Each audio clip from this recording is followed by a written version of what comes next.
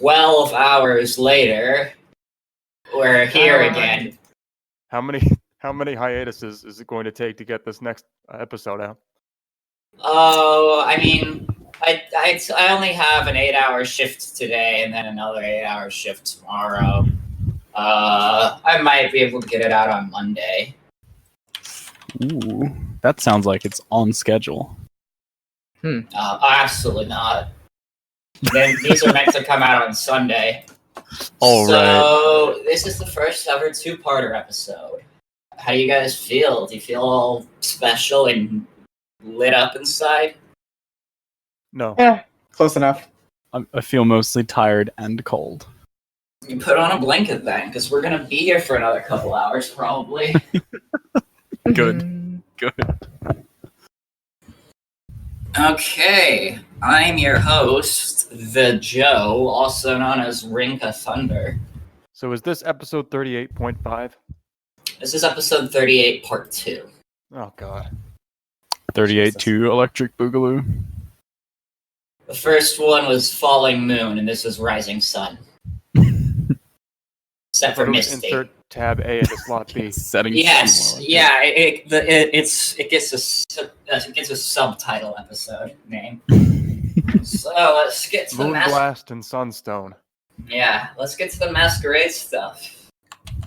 First up, we get Megumin added to testing. Megamind? Yep. Megamind. Mega Man Madness. Oh, God. When are we gonna get her brother, Frodoman? Good question. He's objectively cooler in every way. Oh, but she Christ, Even has Joe. a whistle. Huh? You sound like you're half asleep, Joe. I woke up and showered and hopped on my computer. Nice. This is a dedicated man. Alright, so Misty. No, Viz. Hi. Thoughts Oh. on Mega Man? So, Megumin, I mean, okay, obviously she's really cute and, like, good modeling. Well, her face, feels like it's a bit squashed, but I'm not sure if that's just me or if it's, like that's how it's supposed to be. Maybe it is, I don't know. Or,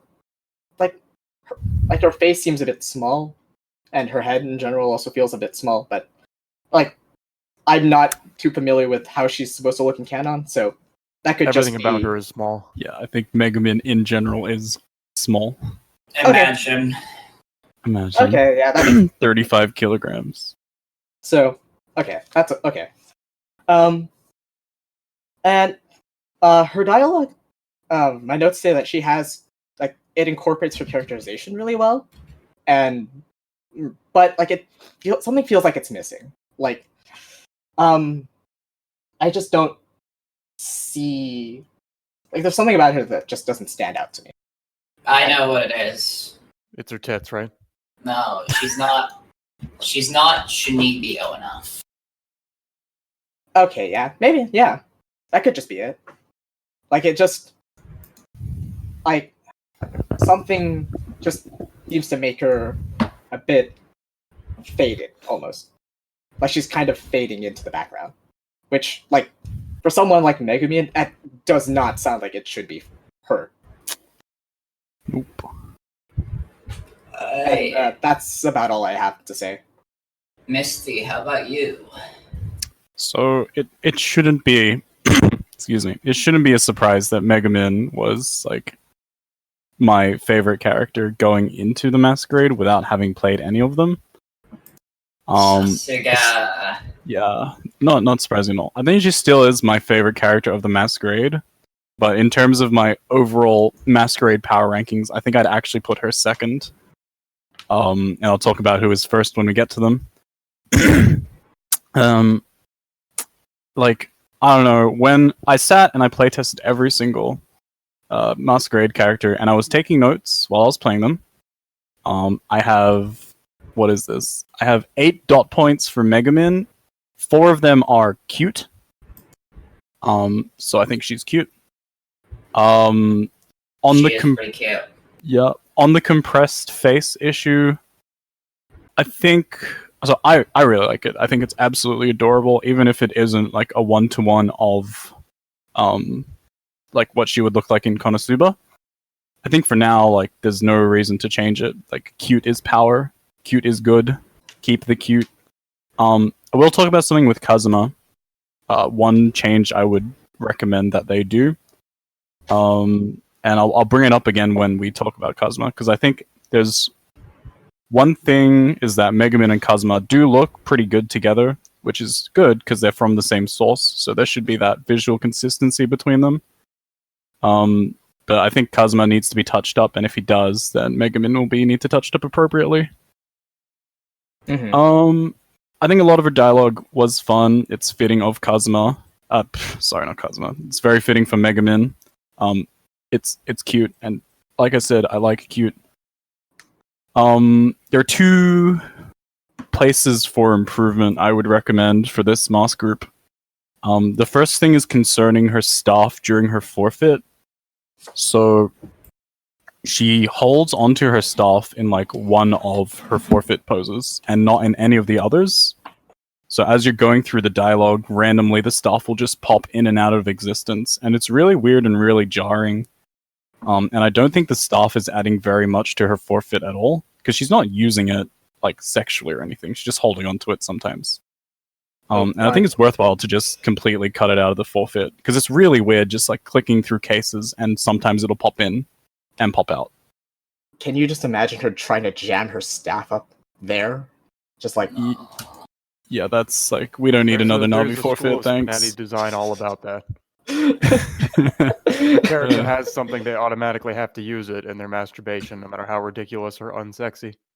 Yeah, well, Like, shove the hilt of your sword up there. you know, good of them for not actually having her do any bizarro insertion play with the staff. But you don't need it in the forfeit unless, and here's my other concern, she never actually explodes. How can you have Megumin and she never explodes?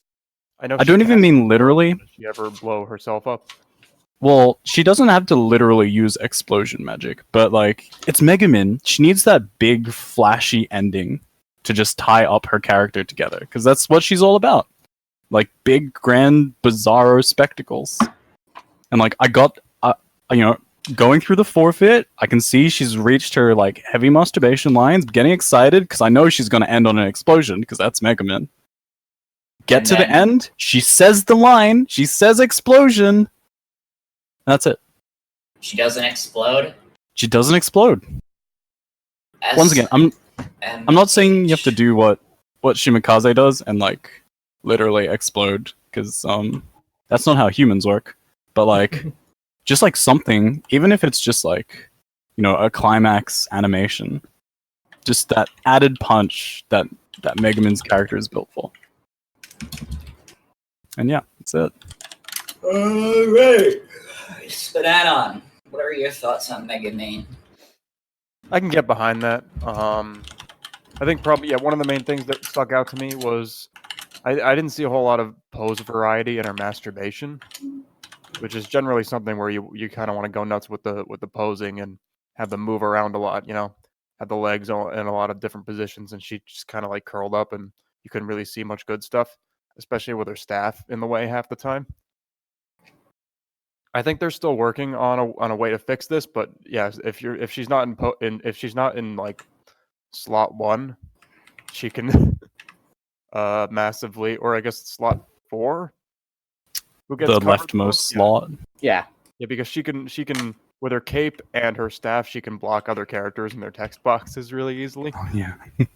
Oh god. Bit Yeah. of a pain. You wouldn't think Megumin of all people would be covering text boxes.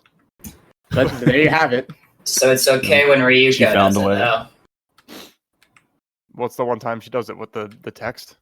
The Senketsu transformation. Well, that's the whole idea, is that it covers the screen. It doesn't even block the person to her right or to her left. It was Then I guess there's Mako sometimes, but I tried to avoid that. Yeah, I like her overall. I think I can kind of agree with Viz that I don't think she's done a bad job. Like I get what her deal is, just playing her, and tsundere little like lolly witch who knows explosion magic, but you could just take it a little bit further. I saw mostly like generic lines and stuff, and there was a lot of like Chuny stuff in there of her like, I'm the best and the rest of you are just shitters. That's not necessarily what shooting is, though. Well, that was the phrasing we used earlier. I guess she does actually have powers, so it's not 100%, but it's just kind of the attitude, Mhm. like thinking she's way better than she actually is. So yeah, I think strong characterization. I don't see any glaring issues. Is this a Halo model? Because it kind of looks like his style. It's very I clean, don't- very I clean don't- details. I don't think it is. I think that Halo's character got delayed by some amount. You think so? I believe he said that he lost a lot of poses and stuff. I didn't see that. Whatever. When Halo makes a model, his proportions are just like impeccable, completely flawless. And like we've been saying, some people have been complaining about Megumin's face looking a little compressed. And like if it was a Halo model, like it would be 1-to-1 to what it's like in Konosuba. After that Ochiko model, I have to agree. Yep. I need to learn how to make faces that aren't just default Spanan face. I don't know. Nothing looks good. No, that's I guess Kisekai curse for you. You just have to make shit because Kisekai's not doing the job. Mhm. Alright, so my thoughts on Megumin are largely similar to y'all's. I think she's good. I love the model. The poses are good. I think that her lines are pretty good as well. I do think she could stand to chew the scenery a little bit more and be like more chuny, like just go wild, like have her be like the darkness. Well, I know that Megumin isn't like the darkness calls type of chuny, but I feel like she should stand to be a little more of a. Well, the thing about Konosuba's cast is that they're all a bunch of losers. So I feel like you should make Megumin more of a loser. Just have her like geek out over the magic and stuff, and like play up that part of her that's all about like magic and pretending that she's the unstoppable explosion witch. Yeah, and actually, a thought just came to me as a suggestion for making her more chuny. I think early in the game, there are a lot of times where her reaction is one where she's very embarrassed. I think that's appropriate for later in the game when the game is getting more sexual.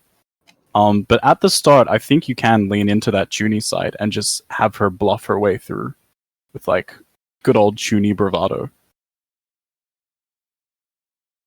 Like if I was writing Megumin, that's where I think you could go for all your chuny lines, and it would help flesh her out because a lot of the time it seems that she's just very embarrassed about a lot of things, so you don't get to see the other exciting sides of Megumin. All right, that is Megumin. Up next, it's Kazuma desu. Hi, Kazuma desu. I think. Okay, I'm looking through my notes and trying to remember what my thoughts when I was playing through him. One thing is, okay, is this cape supposed to be just constantly out behind him like that, or is it like just supposed to be flat up against his back? I'm not sure. Is it like? Can you even call it a cape? It's like I think more it's cloak. a little bit more like a cloak. Okay. Which is why it does like flay about like it does. Apples and pears. like, okay, it just seems a bit poofy. A mantle is what it is. Well, whatever. I'm pretty sure I noticed some instances where like you'd have different lines like across like a few clicks or whatever, and then it's just the same pose over and over again, so it doesn't look like he's moving at all. And then I guess kind of the same deal with Megumin, where it's like I can kind of see where he's being characterized, but then it just doesn't stand out to me. So it's like, okay, there's this happening.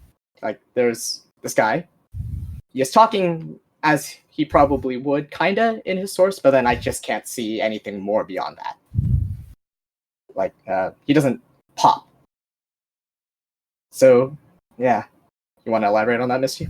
Or elaborate on your thoughts? So, I'll talk about I agree about the mantle. It doesn't quite hug his shoulders like it should. And as someone who's done, like, at this point, at least 2 or 3 models where I have something covering shoulders and arms, it's like, it's not fun to pose at all. I can understand why you have it the way it is, because like having these poofy shoulders gives you some arm range of motion to work with. But it does look weird at times where like he has his arms down and the mantle just goes way out to the sides. And it has that poofy shoulder look. The one other thing I wanted to talk about the model is, 2 things. The way you've got his shirt at the bottom, it's sort of really rigid and straight, like kind of squarish. And the other thing about his model is like his face and neck. He's got a really long neck, and something about his head just feels a little bit small. And the point I'm building up towards is that, similar to how Dust picked an unfortunate time to hit testing, Kazuma has also picked an unfortunate time to hit testing, because our Kisekai Lord and Savior, Mr. Moyashi-sa, on Twitter, has just released like a pixel perfect Kazuma model. And someone posted to the SPNatI Discord and we're all just like, oh no. Oh no. That's rough, buddy. Yeah. So for the viewers, Moyashi finally makes a model of one of my characters and just completely dunks on me. Yeah. So for the viewers who don't know, there's a certain Japanese Kisekai artist who goes by the username of Moyashi-sa, and his models are just like, they're pulled straight out of the source material. They are so incredibly good. And so what I recommend for Kazuma's moss group is take a look at Moyashi's model. I think your model has some things really good to it. I like your hair, honestly. I think your hair is really, really good. There's no need to change it. But just take a look at how Moyashi's done his proportions, like head size, neck size, even clothing. I think the way you've done your clothing is pretty good. Like, there's no need to change it. But just look at Moyashi's model and compare the proportions, and you can see that there are some things that need a little bit of tuning. Besides the model, there's one thing that I want to talk about with Kazuma. So I had pretty high expectations of Kazuma. Like, he's just such an entertaining character in Konosuba. It's hard to pull off what he does with like just the way he does his deadpan humor, and his attitude to everything. And to put it simply, like, delete every single Kazuma blushing pose, just remove it from your character folder. Like, Kazuma shouldn't blush. He's completely shameless. He's 100% an absolute degenerate. He doesn't know what it is to be embarrassed. Like, Kazuma needs to just give 0 fucks. You've got it in his tag, you've tagged him as indifferent. But, like, he just reacts in such a bizarre, embarrassed way to the strangest things. And, like, Kazuma, the thing about Konosuba is every character is a loser, but Kazuma is just, like, a Chad. He accepts this and just strides forward. Yeah, like, he should not give a single fuck. If he has a pair of anime titties in front of him, he's cheering, he's laughing, he's having a good time. You know, if he's stuck in a game with another male and that guy whips out his penis, he's not going to be like, yeah, bro, nice penis, good shit, good size. No, this guy needs to be like, what a fucking tiny dick, you're such a loser, lol lol. Like, Kazuma is a troll, he's a dickhead, he's an asshole, he's a degenerate pervert. He should not be embarrassed about anything. He should be like fucking establishing his dominance on whatever table he's on. And I just, despite the fact that he has a tiny dick. well, that's the other thing. So it's like an in-series joke that Kazuma has like a giant fucking monstrous joke of a penis. And it's understandable that you didn't do that in SPNatI, because like the Metaton issue. But like he should still be confident enough to just like big dick his way through the situation. Yeah. So that ends my TED talk on Kazuma. Thank you. Alright, SPNanon. I'm pretty sure you're the one person among us who hasn't watched Konosuba. So what are your thoughts on Kazuma? Oh no, I haven't Don't be watched it so either. Oh, I thought you have. No, I haven't. I've been Okay. meaning to watch it, but then yeah. It's worth watching. I'm sure it is. How many episodes is it? 26? 2 seasons of 12. 24. Okay, that's not bad. Hmm. Maybe I'll get on it. Yeah, it's often just like the length of a series that puts me off, because I tend to watch like one episode a day. Mm. So something like One Piece would take the better part of like 5 years.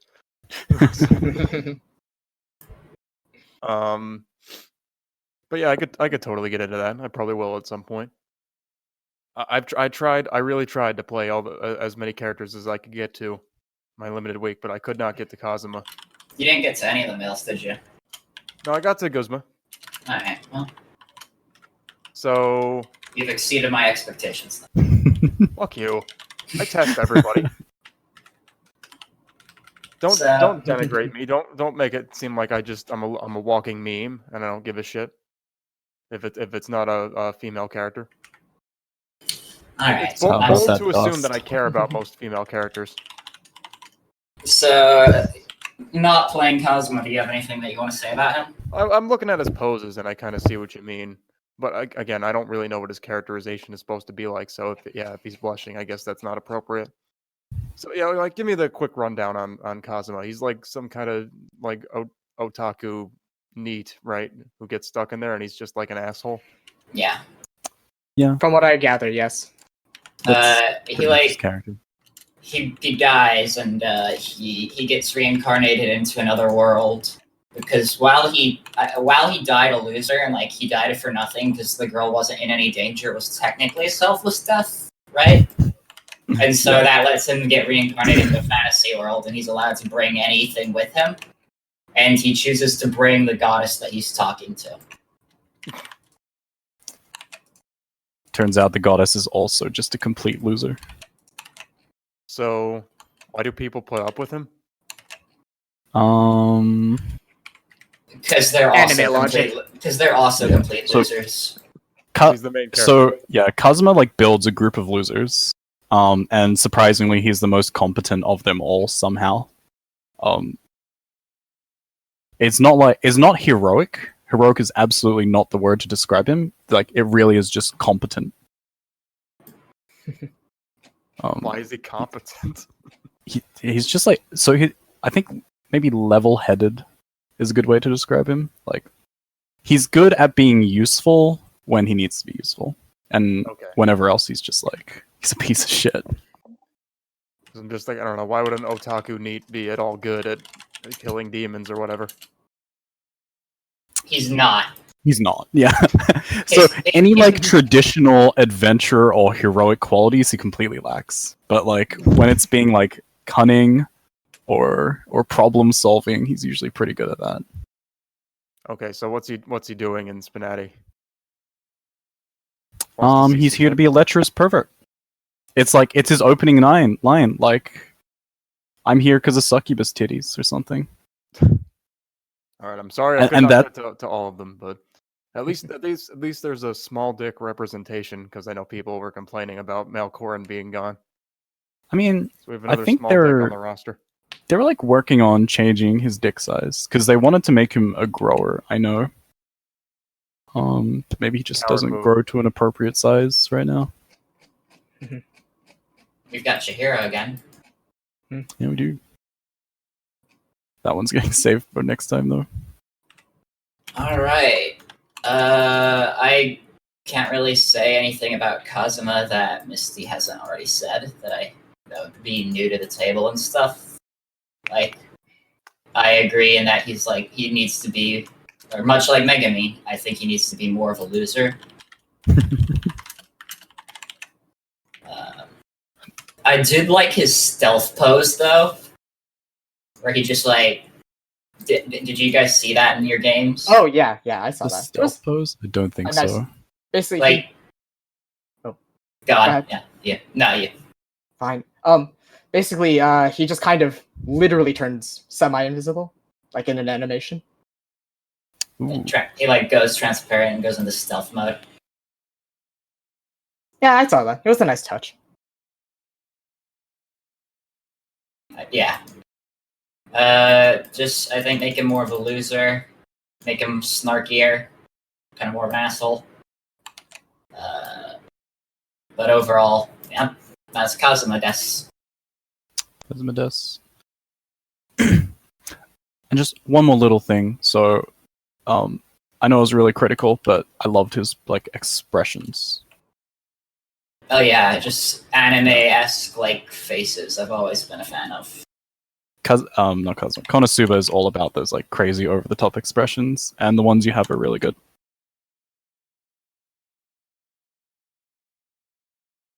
Yeah.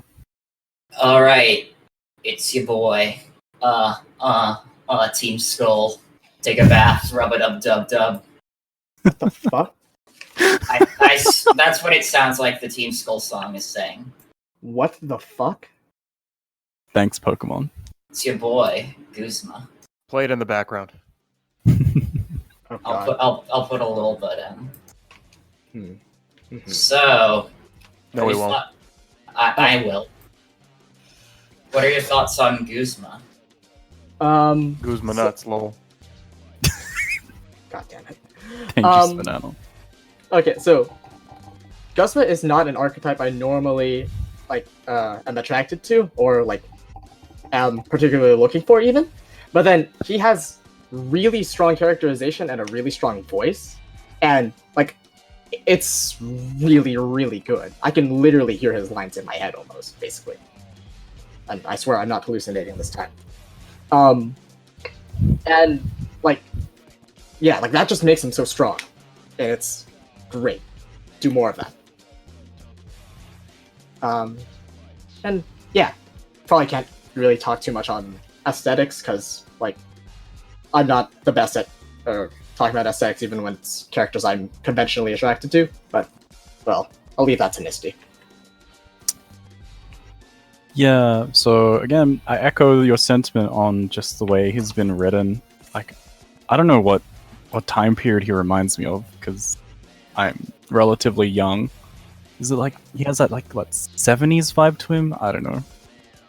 But yeah, there's just something about the way he speaks. It's hilarious. I love it. I was playing Guzma.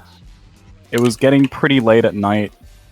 I was streaming, so there were people talking to me, and we were just constantly shitposting, and the entire time I was just begging for him to call someone a shitlord. It just seemed so fitting. I don't know why, but I just wanted him to like mock someone, call him a shitlord, and then literally dab on them. I don't know. Don't actually do that. But like, I just like the entire time I was playing that Guzma and the people he was with, I'm just like, I just want him to dab on someone, please. Memes aside, something about his model looks kind of young. And like, I don't know, he has like one pose where he's like grinning, and I just look at it and I'm just like, that doesn't look like the old man that I thought Guzma was. So like the way he speaks, it feels like the "hello fellow kids" kind of thing, and I think that's cool and that's appropriate. But like a lot of his models just, a lot of his poses just feel really youthful. Like he has an energy to him that I don't think he has. I know like Guzma is supposed to be like this hip, cool guy. But there are some poses where I just think like, man, looks like a teenager, and that's weird. Like, do you have any in particular that you want to say? Like, his pose? Yeah. Let me so I'll just quickly pull up his folder. And while I'm looking at it, something about his hair is a little bit off compared to how he looks in Pokemon, which is like, it's very bizarre that I'm saying that because I've never played the Pokemon game he's from. But it's just like the shading of the hair, like what he looks like in Pokemon. He has very flat colors, and as well as the shape of his hair. I found a pose. It is his happy pose. I'll put it up. Like, just something about that expression feels really youthful to me. Like, that doesn't seem suitable for this middle-aged man pretending to be cool. But yeah, like Viz said, his dialogue is really, really good. I don't know how he's supposed to be. Like, I think there are some people just like having a discussion about whether or not his representation is correct or accurate to his character, but like, I liked what I saw. I had fun. Reading his lines. I had fun looking at his banter with the other Pokemon characters because he is like an antagonist to them. So it was great to just see him constantly tossing shade and being a bit of a dick, and that seemed appropriate for a villain. And I thought, that's great. I loved it. Yeah. Alrighty, SPNatI, what are your thoughts on the Guzma, your boy? My boy? Your boy. My boy. Your boy. Yeah, why does he say that in the game? Yes. He does, apparently. He does. I have not played Sun and Moon, full disclosure. Because I don't know. Because they haven't there's no 3DS emulator yet, right? I think there is. Yeah.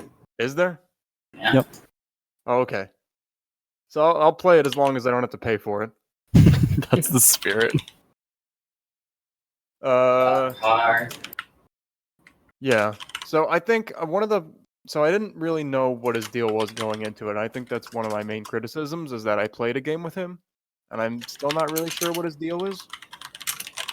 Like you said, for example, that he's like a middle-aged man trying to be like hip with the kids, but I can't really get a sense of like how old he's supposed to be or what his deal is.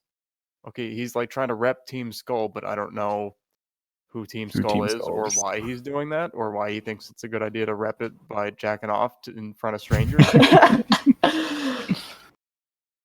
Like if someone was trying to get me to join their gang and they just, pulled out their dick and started going at it, that wouldn't be like, oh yeah, I'd shack up with these guys. It's a hard sell. So yeah, like I don't think he even mentioned like Pokemon. Like in my game, like I wouldn't even know he's a Pokemon character. I don't think like what he has is necessarily bad. I just think it needs a little more context to it. And also, he kind of runs into the thing where I don't know, just the sexual angle. I'm not sure what he's getting out of it sexually, other than he just wants to see some girls naked. But I don't know like what kind of girl or why. I don't know. Like it was in a game with Megumin, and he was like saying like I wanted to see you naked sooner.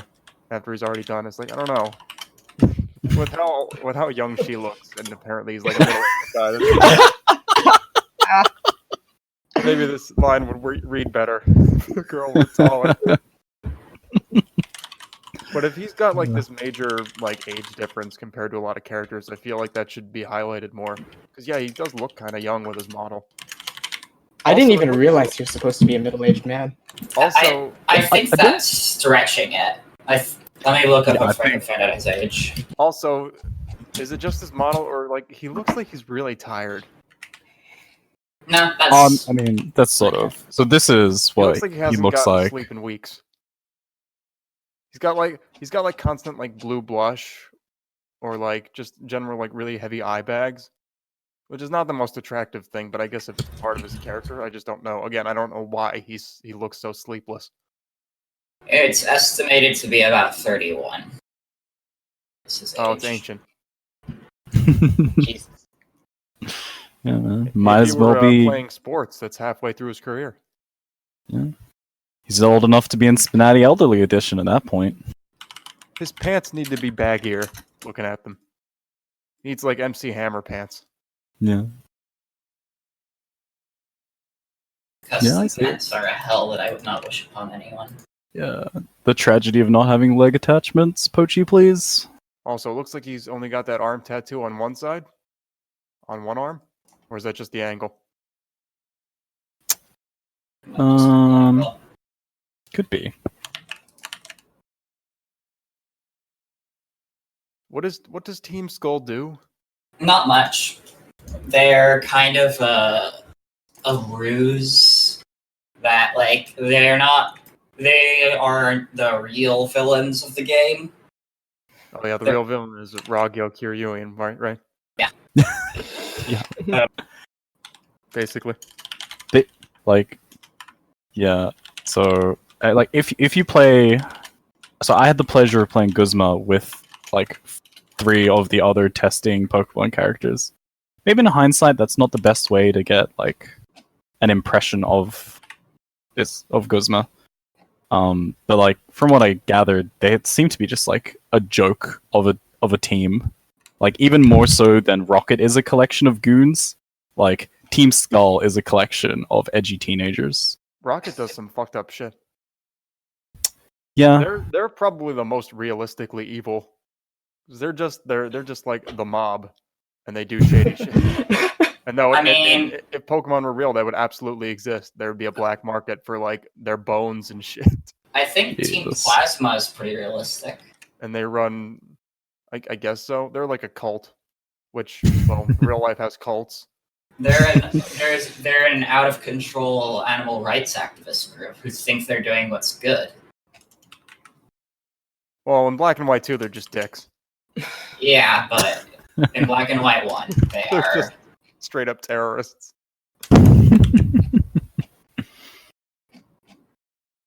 All I this think- Pokemon talk makes me think I should actually play some of the games at some point.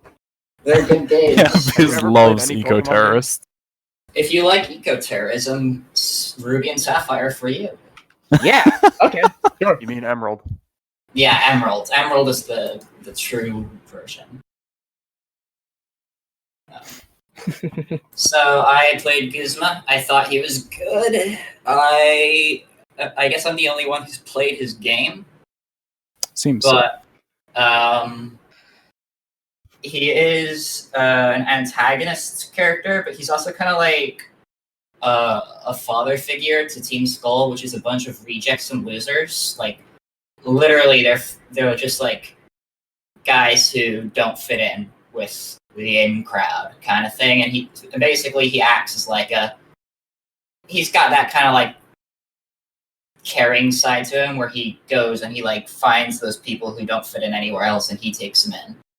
So he's not like as bad as he wants everyone to think he is. So, but I don't know. I want to see more of that then, because I just didn't know what his deal was. yeah, that I believe the Masquerade channel, they said that he'll be less hard on characters who struggle with like depression or serious issues like that. Like I suppose like Saki and stuff. I think he's good. I'm surprised. I thought he'd have more tattoos. I thought that would be like something that you'd do for him, because leader of like a punk group, that seems like something you could get away with. He doesn't have a bulge when he's in his boxers, and that's a little bit weird. I'd suggest adding that. I think that all male characters should have that. But overall, I thought he was good. That's just Keisuke defaults failing us again. Yeah, What can you do? Poach can't do anything right. make it yourself. Tragic. Kazuma had it. All right. Up next is Cynthia from Pokemon Diamond Pearl Platinum. Okay, let me go flip through my notes again.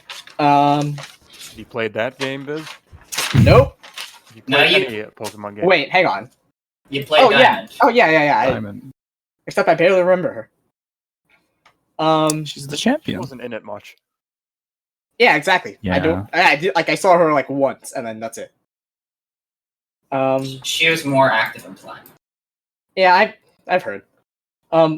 Okay, so first off, something about her face seems off. Like it's too long, it's too vertically stretched out almost, and something about the face proportions or like the positioning of things on the face seems strange. I think her eyes are too high up or something. And that's really important because that's like the thing or like that's the thing people tend to look at a lot, like right off the bat. It's just like, yes, someone's face, you know? So, Wait, their faces are on screen? well, it's like, that's the kind of the thing people tend to notice first about a person, right? Like, you just, I'm just looking at their tits. Ever a man of culture. Refined gentleman, truly. SPNaTI has transcended humanity. That's why I don't play Megumin, because there's no tits to look at. But yeah, like, that could use a lot of work, I think. And like her voice and characterization seemed really inconsistent. Is she trying to be like some like really refined intellectual kind of person, or like just or something else, or because The author has posted that he's struggling to hit the line between cocky and confident and assertive and aggressive. She's meant to be confident and assertive, but he believes that he's accidentally written her as cocky and aggressive. Okay, yeah. Like some of the lines don't really convey that sense of like kind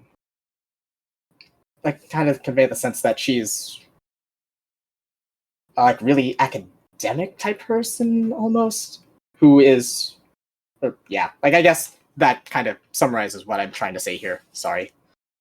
You're good.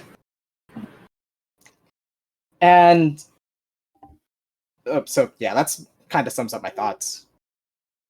Misty? Yeah, so Cynthia. Well, so there are a couple things. Yeah, her personality is a bit bizarre. Again, I played all the Pokemon characters from the Masquerade together, plus N. And she had that weird sort of rivalry with Guzma, which has already been discussed in her channel, that it's just like it's not her character. When I see Cynthia, so I've only played Diamond, and again, she doesn't show up that much comparatively, but like I feel like Cynthia needs to have like a sense of awe to her, where like she has to just really make an impression on you. I think like calm and collected, maybe not analytical, but like she should be a lot cooler.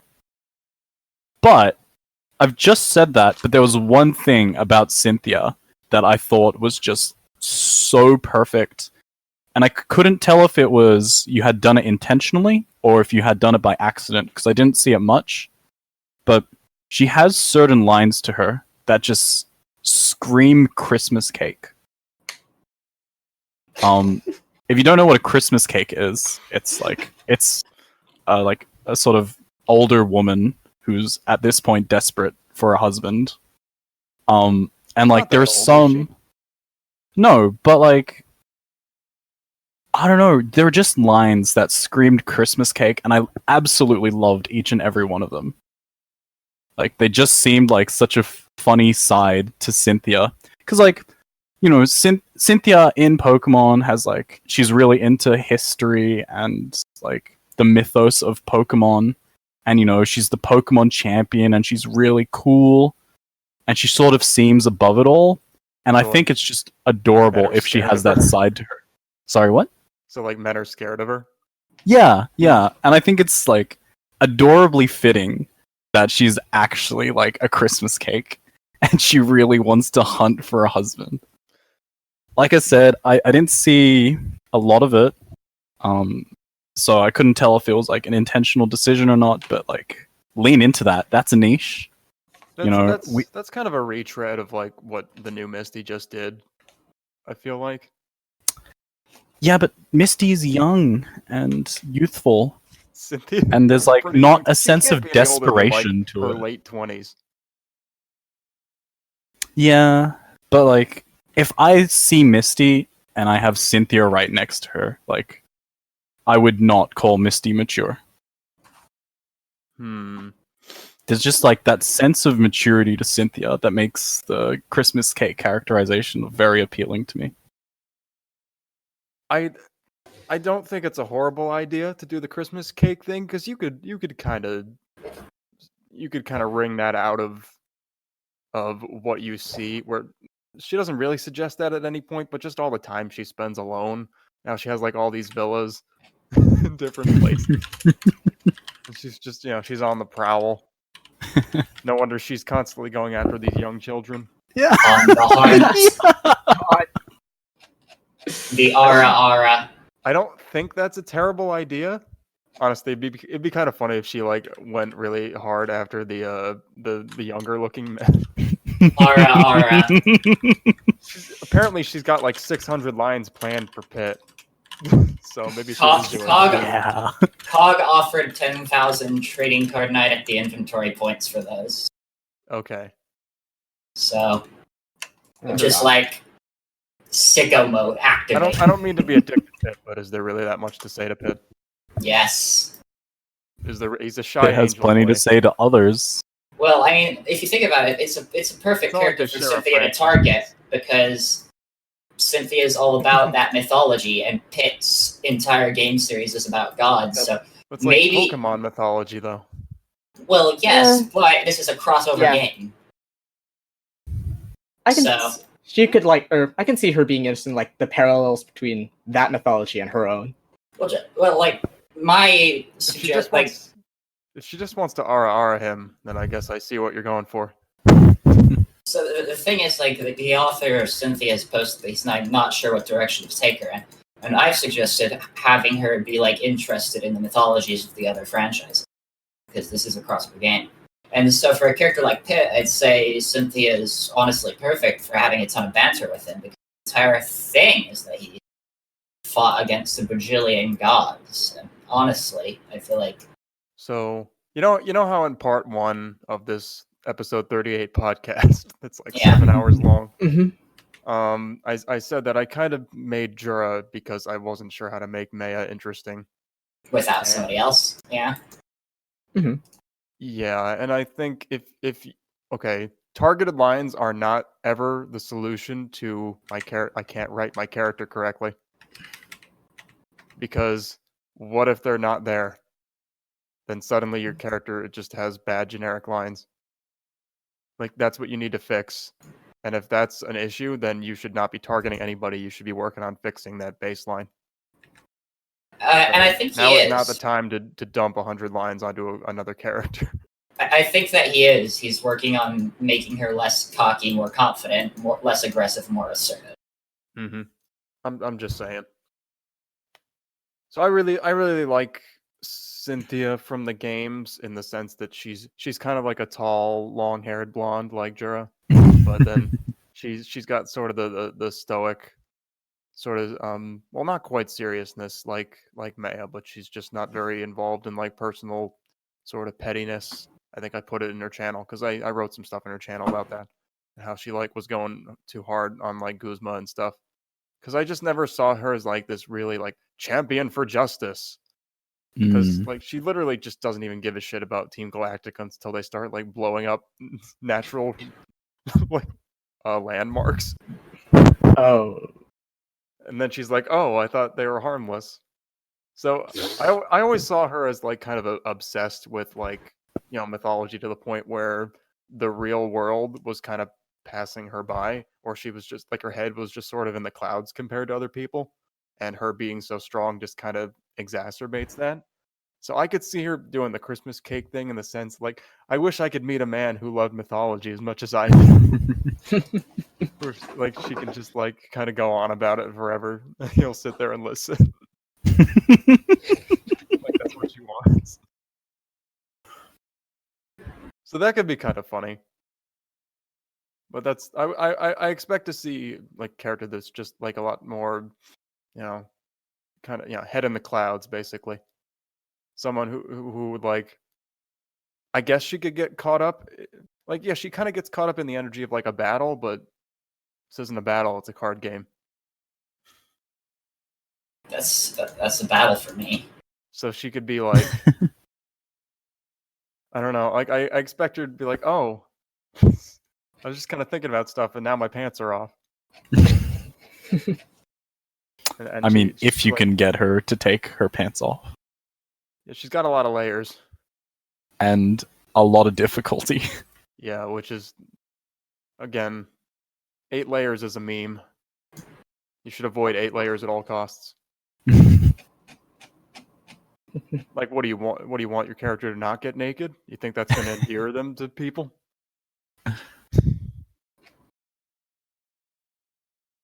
Yeah. So like I know that Masquerade team has been, they really want her, since she's the champion, to be difficult to beat.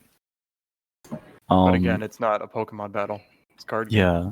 So like there's a slew of reasons why that's not a great idea. Like Spinown said, it's not a Pokemon battle. She's not an expert in strip poker. It's impossible like to be an expert in this basic ass strip poker that we have. Well, yeah. Well, exactly. It's down to RNG. There's no player agency. And overall it's a frustrating experience for your player. And even if you really do want to do something like that where they're quote unquote difficult to beat, you really, really need a big payoff. And Kiss the Guy default titties are not a big payoff anymore. I mean, look, people always go like, "Oh, well, it's just the satisfaction of beating her." Okay, here's my game idea, right? I'm going to give you a button, and you have to press this button 100 times. And each time you press it 100 times, you have a 20% chance of getting what you want. Yeah, You just have to keep hitting it 100 times until you get what you want finally, and then you win. Is that satisfying? Not particularly. No. You're not fucking growing as a player. You're just waiting for it to tell you that you won. Mm-hmm. That's what it is to have a character that's super hard in SPNatI. It's not like you can learn the secret of beating them, and that you can feel really proud of yourself for having done it. There is nothing to learn. There is no gameplay to master, basically. Except, like, there's, like, 3 things you need to keep in mind, and that's it. So many people, like, bitch about not being able to win either. Like, not being able to get the endings, I guess. And it's like, 3 characters got naked for you anyway. Just this... Well, this obsession with winning and losing, just not fit for this game. But yeah, I think the one other thing I can mention about Cynthia is that her posing is kind of stiff. Like she just kind of like stands up straight a lot the whole time. She doesn't really like rotate her body or her head very much. So I would suggest kind of like feeling out body rotation and like some good leg poses a little bit more. Because even in like her reference art, Joe, if you can like find like the main image of Cynthia that everybody knows, I'm sure you know what I know exactly what you're talking about. She's kind of like leaning back, and she has like a hand on her hip, and like one leg is further out than the other, and it's more dynamic and relaxed. And I just don't see her standing up very straight.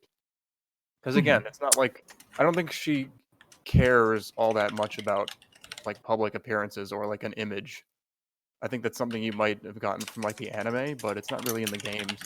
Because in the games, like champions are never kind of like really characterized that way because there's not even an audience watching you fight the champion in the games. You just do it in a private room. In like... So there's no like celebrity aspect to it. In X and Y, the champion is a movie star. Well, all right. I haven't played X and Y, but that's still outvoted. It's also not Cynthia. I guess I just value the games a lot, and I guess if you want to draw from the anime or whatever, then you would do that. But that's kind of contradictory then. Well, giving Cynthia a lot more rotation also has the side effect of making her effectively shorter. Oh yeah, because she covers her own text box. Yeah, Cynthia has something I like to call the Cynthia dilemma, which is that one of Cynthia's very important traits is that she is tall, so you have to make her tall. And one of her other traits is that she's like very well spoken, and she will like just word vomit an essay at you with lots of big, difficult words. Well, okay, maybe not, but I think she's relatively verbose. And so your text box can only be so big when you have a tall character, and yet you need a big text box. So yeah, lots more lean and rotation will help you squeeze a little bit more out of that tiny bit of room you have to work with. Let me think of something. Let me go check something. So really what I'm saying is that you should have made Claire or Sabrina. He's right, you know. Although I'm basically making the anime version of Sabrina anyway, because that's what Fubuki is. Isn't the anime version of Sabrina a lot like a creepy kind of doll girl? Okay, manga version of... Okay. I came out wrong. I don't know. She's like a tall psychic woman in a form-fitting clothing with a bunch of flunkies. In the manga, she's part of Team Rocket. Yeah, I played like a... I played like a hack called Adventure Red that sort of followed that part of the manga. Not perfectly, of course, but like... Pokemon manga is really dark. Manga is like... I thought at first that it was like so much... like just from osmosis, I kind of got the sense that it was written way better than the anime. Which started off being kind of true, because it was... because of like those kinds of aspects of like it being darker. And then it started getting like weirdly edgy and kind of like overly dark and stupid. Well, no. What really drove it over the edge to me was when they said that every single winner of the championship has been from Pallet Town. I'm like, that's dumb. That is the dumbest thing that I've ever read. It's something in the water spinning on. Why does anyone ever... Why do other people even show up? Break the chain. Dumbest fucking thing I've ever read. Second only to Zapmol Kuno. You didn't enjoy the Lance fusing them together? It's so fucking stupid. Who looked at that and thought that is the terror of the universe? Zapmol Kuno. I wonder if its name in Japanese was any better. That's like, well, it's probably called like... Why did they call it Uno Dos Tres? Quattro. Quattro. And just the idea that like badges have actual powers, which I guess they technically do in the games. I think they stopped doing that because that was also dumb. Like it's just to show that you're competing in a sports championship. It's like if you went into the Olympics and the gold medal like made your games better. Dude, I want that version of the Olympics where you win and you get a gold medal and it gives you like an extra foot of height in your long jump. Oh god. So could you imagine how cool that would be though? So yeah, I think it's probably a better realized world than the anime is, but that taught me that okay, this is also dumb. It's the gold medal. This is dumb. It just includes a lifetime supply of performance enhancing drugs. Or the idea that there's like some kind of special significance to like being a Pokedex holder. Why doesn't Oak just mass produce them? Because then it wouldn't be special. He hasn't got the patent for it yet, and he doesn't want copycats hitting the market.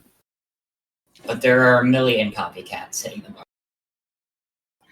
Dang. Not a very well thought out plan from Oak then. Oof. So I guess what I'm saying is that if your young daughter is kidnapped by birds at a young age, you can be afraid of birds. Damn, you're right. All right. So I've said my thoughts on Cynthia. I think that her author has been struggling, but I'm pretty confident that he'll be able to pull it off. All right, we were talking about Cynthia. Mhm.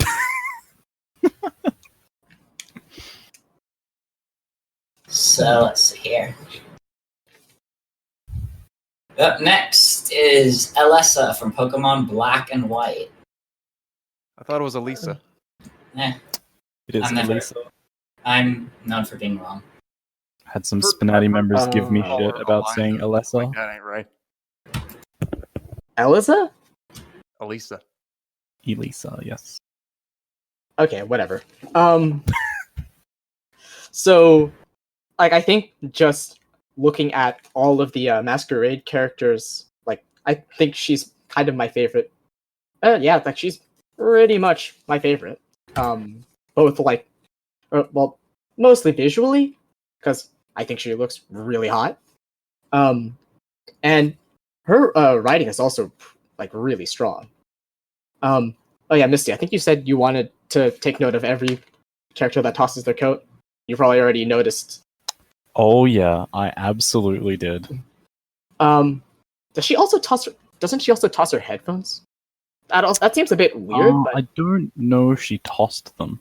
well, it's like with the positioning of her hands, it looks like she does. Because like her stripping pose actually has them on her headphones, and then her very next pose is like that same hand is pointing straight down at the floor. Hmm. So it kind of does look like she's tossing her headphones. I mean, that's a bit weird, I guess, but then whatever. And as I said, I liked her characterization. I liked how there's her personality is shown to be more complex than just kind of another serious character, or like serious semi-stoic character, I guess. Yeah. Like there's more to that than just, or there's more to her than just that. She's stoic, yes, but I don't know if I'd ever describe her as serious. Or, oh, yeah, I guess I'm just looking for the right words to describe it. So yeah, nice work. Yeah, so Elesa was a character that I was excited about. I like her aesthetic a lot in Pokemon. And her aesthetic translated really well into this Kisekai model. That coat, good shit. I love it.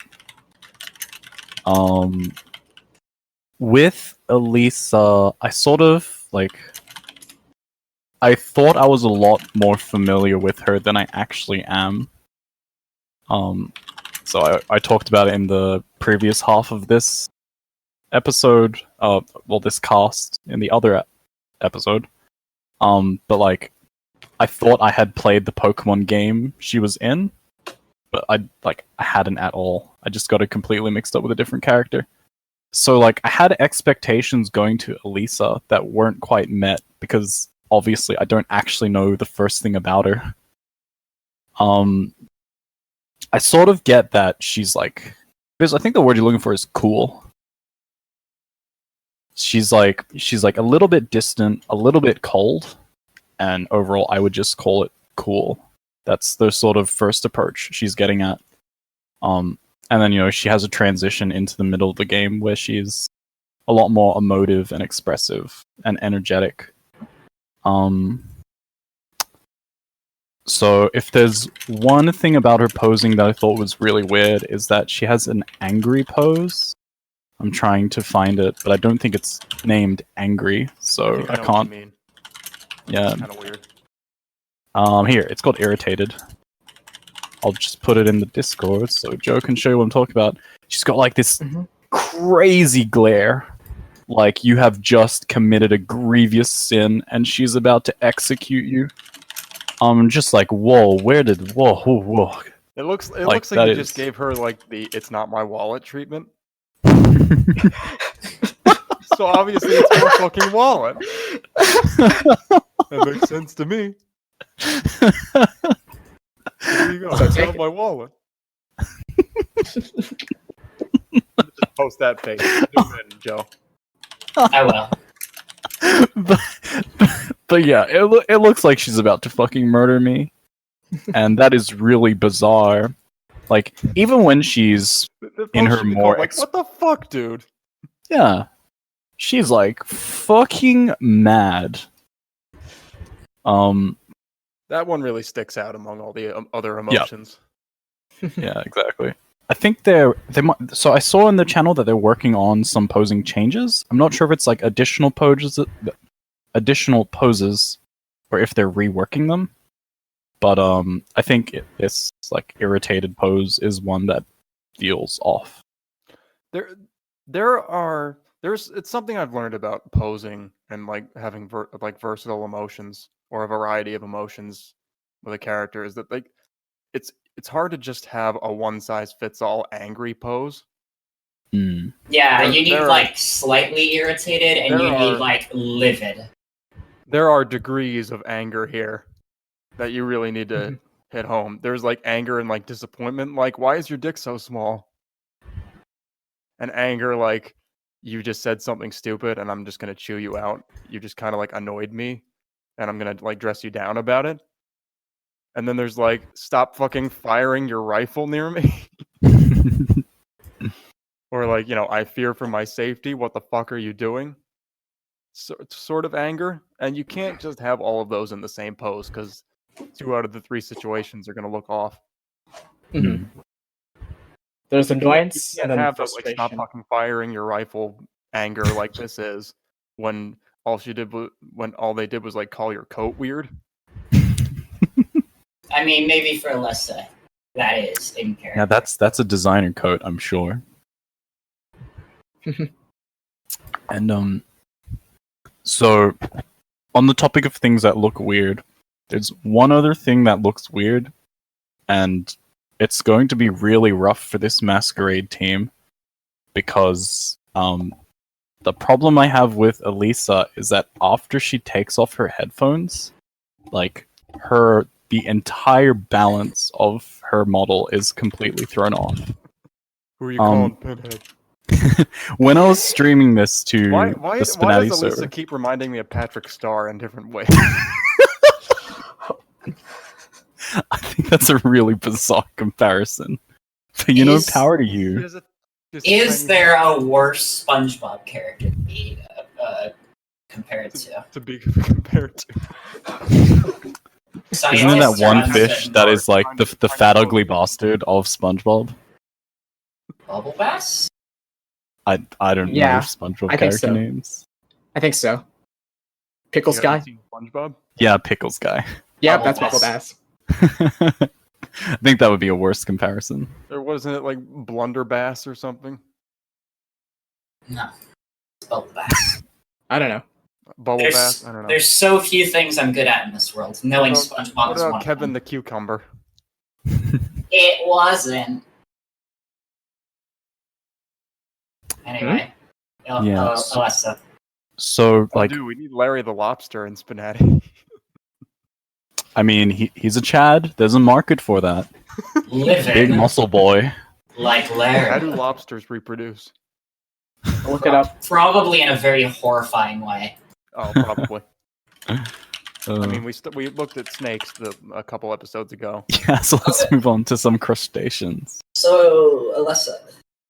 Yeah, so once she takes off her headphones, one of the people on the server described it to me is that the problem is, compared to other characters, they have back hair, which usually goes out to the side of their head. So it gives the impression that their head is a lot bigger than it actually is.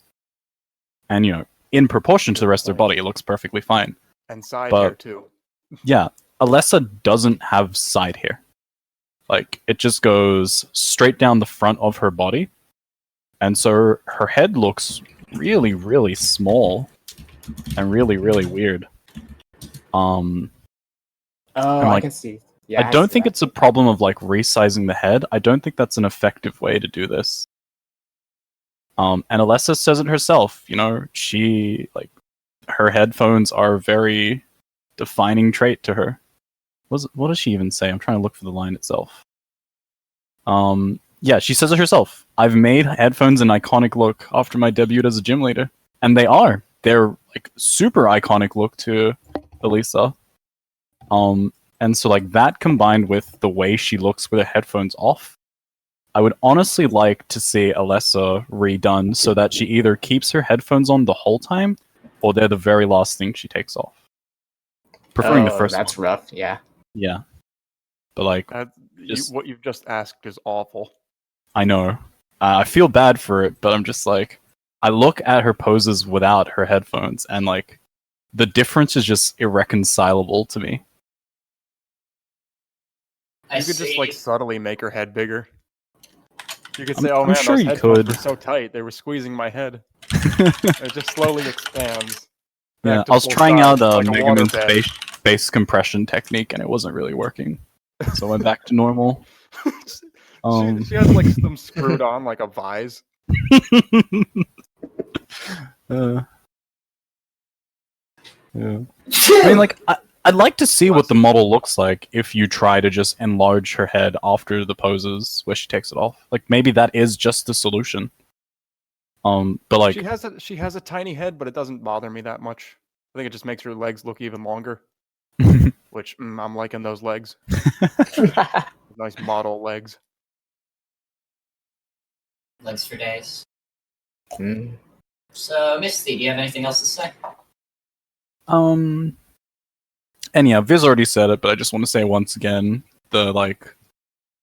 she has some fancy strip poses, especially the animated one. That one is so good. It's a direct reference to her animation from Pokemon itself. Mm-hmm. So it's just perfection. And then she has one where you have the clothes sliding down her legs, which is also just God bless you. What an incredible pose. I wonder who is the poser for that, because they must know the pose make. No, it can't be. There's something else. I wonder who was, who's got the pose maker that down well. So, SPNatI. Misty, did you have anything else to say? No, well, okay. I was just going to say, there's one little thing about the animation. I don't know how to describe it. And I was going to say that I personally am going to look into the problem I had and see if it is a problem at all and if I can fix it. Because I think that one animation is perfection. Except for one very slight thing. And I just want to nitpick it because I love animations in this game too much. What is it? I can't exactly edit it in. It's just the motion to how she throws away the coat. There's something slightly odd about it. I think it's to do with the way her body moves relative to the coat. It looks like the coat doesn't move quickly enough. It's really nitpicky. Nobody's gonna notice it. But I saw that animation, I said to myself, I want that to be 110% perfect. So once I've slept for a little bit, I'm gonna give a crack at it and see if I can figure out what it is. Mm-hmm. Especially now that it's not broken. Yeah. Bless the pose maker. Alright, SPNatI. What are your thoughts on Elesa? I don't hate her proportions overall. I don't think the head is too distracting for me. I like the sort of model-like proportions she's got where she's really slender and has these really long legs. It's a different sort of aesthetic and one that's still pretty sexy. So I like that. However, I am going to ask something even worse than Misty was. This is the wrong Elesa. She should be from Black and White 1. She should be blonde. Ooh. Yeah, I said it. I do absolutely love blondes too, but her outfit. So good. Her I guess her outfit's a little more interesting in Black and White too, but just the maybe it's an age thing. She didn't seem like she was young in the first game. Yeah, but Pokemon, so you can never be certain. That's my main criticism. I think the animation of her coat throwing off is pretty good. Although I'm sorry, Misty, I don't like animations in this game at all. I think they belong in epilogues. I think it's a perfectly reasonable position. Because that is like you need to animate, penis going in vagina to use IKEA erotica from part 1. So you that to make that a slideshow is a little unintuitive and not very sexy. But everything else, I see the gameplay in this game as kind of a slideshow because you should just try to convey movement with some of the poses that you do. It's a shame I couldn't have been quicker to the trigger on Fubuki, because now we have a character who's I already said how lots of characters have already taken her aesthetic of flying, and now there's someone who's taken the aesthetic of wearing a big heavy coat to start off with, and then casting it off in a dramatic flourish. Yeah, but you can make yours psychic. Yeah, that's kind of what I was thinking. Just the same thing, but with more glowy bits. I want to know how that coat was made, because I mean it's got a lot. I mean it's like simpler shapes than Fubuki's like fur coat, which I guess makes it easier to pose with. But I haven't really been able to pose with Fubuki's like coat at all. It's just been a bunch of belts, and I've been in a very precarious position of like, don't fuck any of them up, because I don't know what the numbers slots all of them are, and I'll never be able to repair it. From what it looks like, a bunch of image attachments. Yeah, that's Yeah, what it I looks like. assume they're image attachments. They're probably speech bubbles in Kisekai. That's usually what people use for. Yeah, changed into image attachments. Yeah, It because looks I really can. good. Yeah, like I'm looking in her folder right now. I can see a code.png file. Yeah. I still need to try to figure out how the fuck to divorce all those belts from Fubuki's model and like actually like turn the coat itself into a manipulable object so she can like, make it float away. Because right now it's just stapled to her body Yeah. I know exactly what that's like. and she can't really pose with it. Speaking of which, I think Cynthia, one of the reasons she might not be rotating or moving her legs much is because of her long coat. Which it's always a Yeah. shame when you pour all this effort into a model and it's so detailed, but then you try to pose it and it all fucking falls apart. Yeah. I wonder, like, that's what I wonder about some of like Moyashi's models is like how posable are they? Even for how crazy good they look. I don't think so. A lot of his faces are like full custom. So it's hard to make expressions without having to like sit there for a long time. You kind of have to make it full custom to really get the proper face, the one-to-one Yeah. face or facial features. Because otherwise you're stuck with default eyes, and there's like 2 of those that are good. But yeah, it's really impressive how Elesa manages to actually pose with her coat a little bit. There's something else I wanted to say, but overall, I think she's really nice. I'm gonna go out on a limb here and say Cog probably wrote her. Wouldn't surprise me. That's the impression I get just from the way she's written. It's just got his sort of style of like kind of short sentences that start off like sort of rolling with the punches, not too descriptive, and then they start getting more so later on. Just like he has a style of, like very short, like kind of choppy sentences compared to Namasp's rambling. I find. I don't know if you agree. I mean, like, Nmask's rambling is a very unique style. I feel like I'm not sure if I've picked that up with anybody else. And he totally likes Pokemon, so I'm gonna say Cog wrote her. That's my guess. Well, Elesa is also one of his top picks. Mm-hmm. This could be. So I know who. Gone. But overall, I know who posed a lot of Elesa. potential, and I better think it's hurry up very before she obvious. steals any more of Fubuki's aesthetic. But if that's the model we have to go for, that's all good. I think the one criticism of her writing I have is because her art's pretty good. is just, I kind of like with Guzma, I just got a sense. Okay, I kind of got a sense that she was a model, and I understood that. And you could probably do some more dynamic like model like poses, but it's not a big issue. But the one thing is that, again, I don't think I'd really get the sense that she was from Pokemon if I didn't know that. I didn't really see her talk about that very much. So what you're saying is we should fill her with Pokepuns.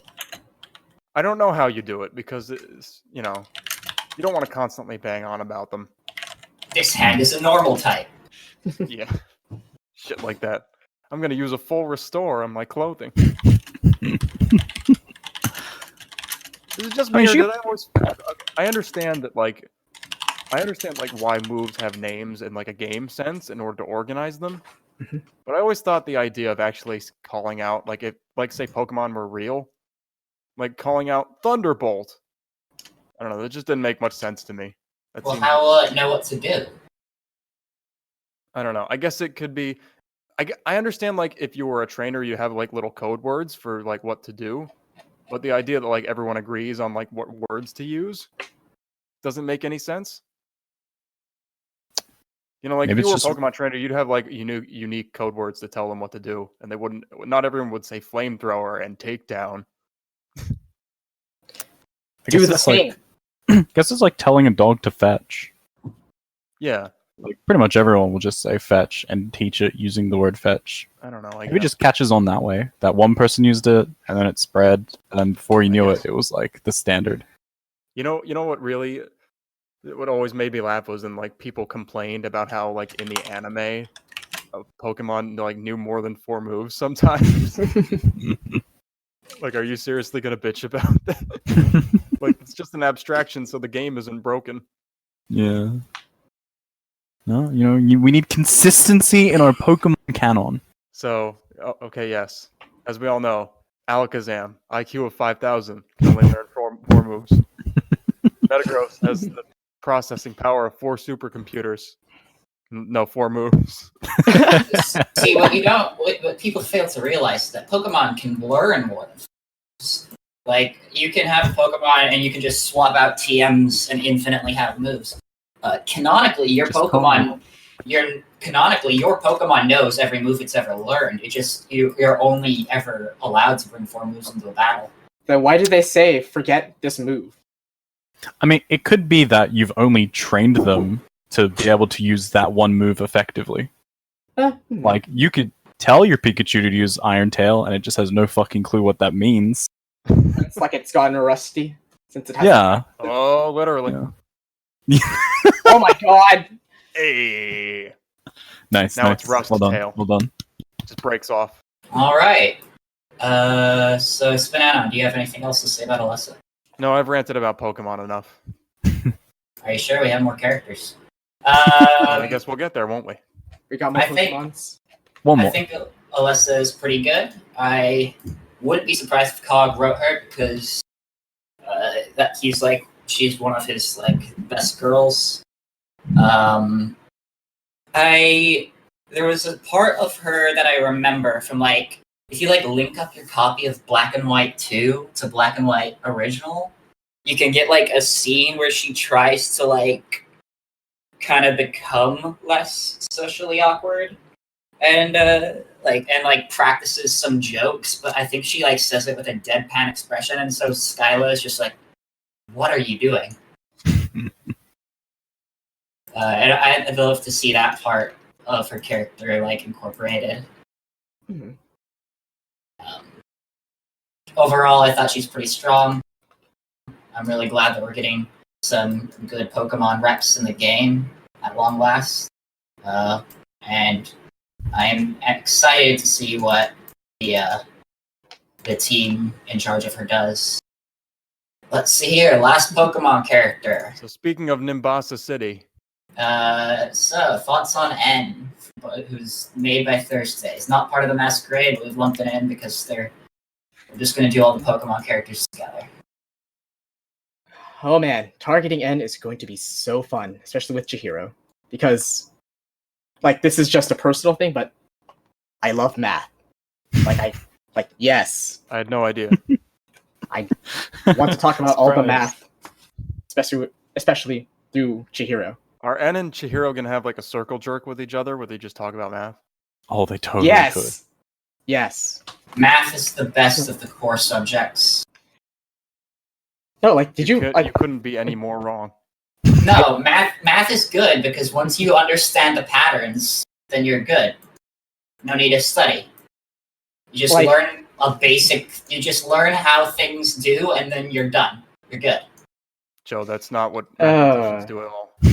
Pardon? Especially once you start getting into the especially once you start getting into the more abstract stuff, like proofwriting and stuff. Well, yes. Like, Math you is do it- about solving but you- Please, my puzzles. math You're just- trauma. This is Stop. entirely based on just like boring ass algebra teachers just forcing you to learn something and just like regurgitate. The rules are the same, but then how you use them and how you structure everything. That's the fun part. Yeah, it's great. And then, that whole thing En does where like he just starts rambling on about fractals and stuff. Yes. Did you know that actually happens in real life? That you ramble on about fractals. People ramble Yes. about fractals. You want me to? Would you like to know about the Hill curve and the Z-order curve? Yeah, I can sure. tell you so much about that. Can you Go tell me ahead, how man. So manifold? it's like, so imagine you have like a semi-square path. Okay. You've already so- lost me. Like you have a square, and you Alright. go like a C, like an angular C shape inside that square No, you've Alright. lost me. with a direction, and then you split that square into 4 Need parts, a paint diagram. so that hang on, I got them. Hang on. No, no. No. Don't stomp on his passion. Let him do this. So it's like Okay. so you start off with something like, oh, hang on, I hope this copies properly. Start off with something like this, and then you see all like the 4 points, Mhm. like the two endpoints, and then the corners. Yes. Okay. You would draw like you split up the square surrounding that curve, and those 4 points form or are the centers of 4 smaller squares. And then you draw more Hilbert curves inside of those squares. So it ends up looking like this. And then you just keep going on and on and on. And this is kind of the idea. It would be a lot easier to see if it weren't transparent. But then the nice thing about it, especially with respect to computer science, is that this actually lets you map 2D space into a one-dimensional distance coordinate in such a way that really close by points in 2D space are really close by in your 1D distance coordinate. So it's really nice for because then you can use your regular data structures for arrays and whatnot, so that you can store data that is spatial in such a way that it's easy for a computer to process. You also see the Z-order curve used a lot for this, or more often for this, because it's the same idea, but it's also a lot easier for a computer to process, because then you're just interleaving the coordinates of each, or the bits of each coordinate into one distance value. So you had me all the way until you said that you can map dimensions. Yeah. So it's like I see how you can convert 2D things into by like calculating the distance drawn out by the blue curve.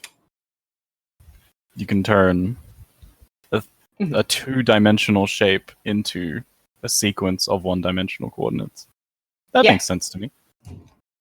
So you see this used a lot in GPUs, like graphics cards, because then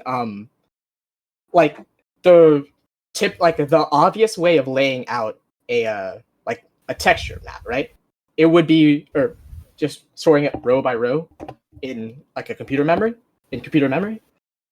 It would be really inefficient for caching, because then you'd have like all of your image texture data would just be split up across vast amounts of it would be all over the place in memory. But then with this, you can organize it in such a way that like the important parts of like a texture map that you want to put on the screen are all kind of laid out in a nice way, so that you can like use your caching and whatnot. I'm explaining this really terribly, aren't I? It's I don't think it's a fine. particularly easy concept to explain. No, I think it's true. It happens in real life because you started ranting and I didn't get it at all. So it happens in real life. So yeah, you can exploit spatial locality of reference when mapping textures using the Z-order curve to map 2D space to 1D. Can I map textures of tits? Yeah, this makes it do it faster. Oh, I'm sold. How much faster? I don't actually know the performance metrics or anything like that. I want to spend as much time as possible working on the tits. Well, now you can mass produce titty until you achieve perfection. This lets you get more high definition tits and tit textures. Ooh. Oh, so That's more so about sad. N. I've probably said this a lot before, but I appreciate all of the complexity in his voice and personality. Like he's not just naive. He's not just like calculating, etc. But then like there's all of these facets to his personality that are all used. They all show up, and it's really nice to see. Biz, can I talk to you about a game called Super Mario 64? Oh man. Are you aware? Have they taught you in your computer science classes about de facto speed Don't think we've gone to that yet. and how when you move Mario, his speed is not necessarily equal to the distance he moves? We might maybe like next semester. I know, pretty sure that'd be like an upper division course over here, because you have to get all into the nitty gritty of like floating point numbers and floating point arithmetic and numerical analysis. Mm-hmm. So Is yeah. is there an elective on like Scuttlebug Jamborees? Scuttlebug racing. Advanced Mario physics. Higher Mario theory. Yes, I'll run it by my university, the administrative departments. So SPNaI, what are your thoughts? Oh wait, this just went, so missed these. Yeah. So, haven't played his game. Don't know the first thing about him. I got that he was a nerd. I played him on the Poke table, so I know there was some bitterness between him and Elesa. So maybe he did something wrong. It was part of Team Plasma. Yeah, so someone did tell me that he's like kind of an antagonist in a way. Not the true one. Yes, an antagonist, thank you. So he's a male, not quite exactly my type because I don't like males. So I can't really comment on like his appeal because I'm not in his target market. But there are a couple things I do want to talk about. So a lot of people know that N has the one extremely long line, and you're getting a lot of bug reports about people who don't get it. And my advice for you Thursdays is make the line longer. Just make it so it goes off the screen instead of just goes behind the model. Because once it goes off the screen, I'm sure you'll get less idiots who go, that's a bug, because like it takes a concerted effort to make a line go off the screen. So if you just like make that line go even longer than it already is until it goes off screen, I think you will start to get the impression you're looking for. You'll still see people that don't understand. Yeah, but I still think it'll be more effective that way. Of course, you're still going to get idiots. That is the struggle of SPNatI, that we really do get some 2 IQ brainlets sometimes. What can you do? Back when Chihiro hit testing, conveniently I was on the podcast for that one, I talked about how having your character go off on a tangent is really, really good way of showing their like sort of awkwardness with the situation. And you've done that pretty well, especially with all the math he talks about, where he'll just like start talking about some random weird shit, and that is like entirely appropriate for this like geeky nerdy character who's stuck in a strip poker game that he didn't really sign up for. So I think that's really good, and more of that just like sells the whole impression of N you're trying to sell. So a really good job with that. I'd like to see more.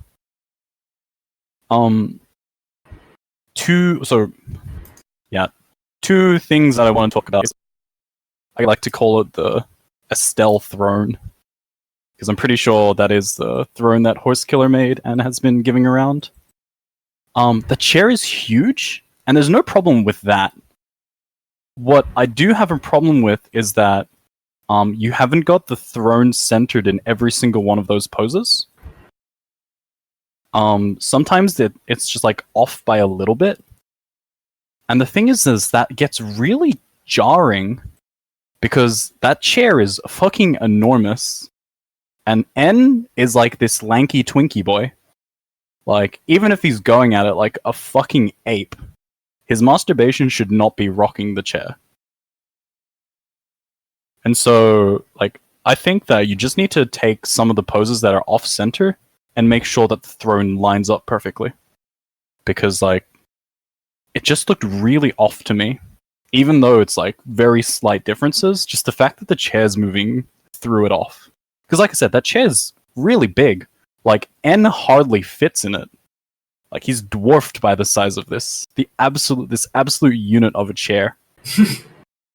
So just, like, take all the poses, put them in GIMP, layer them on top of each other, and just, like, slightly adjust the ones that are off. And I think it like, gives more weight to the chair.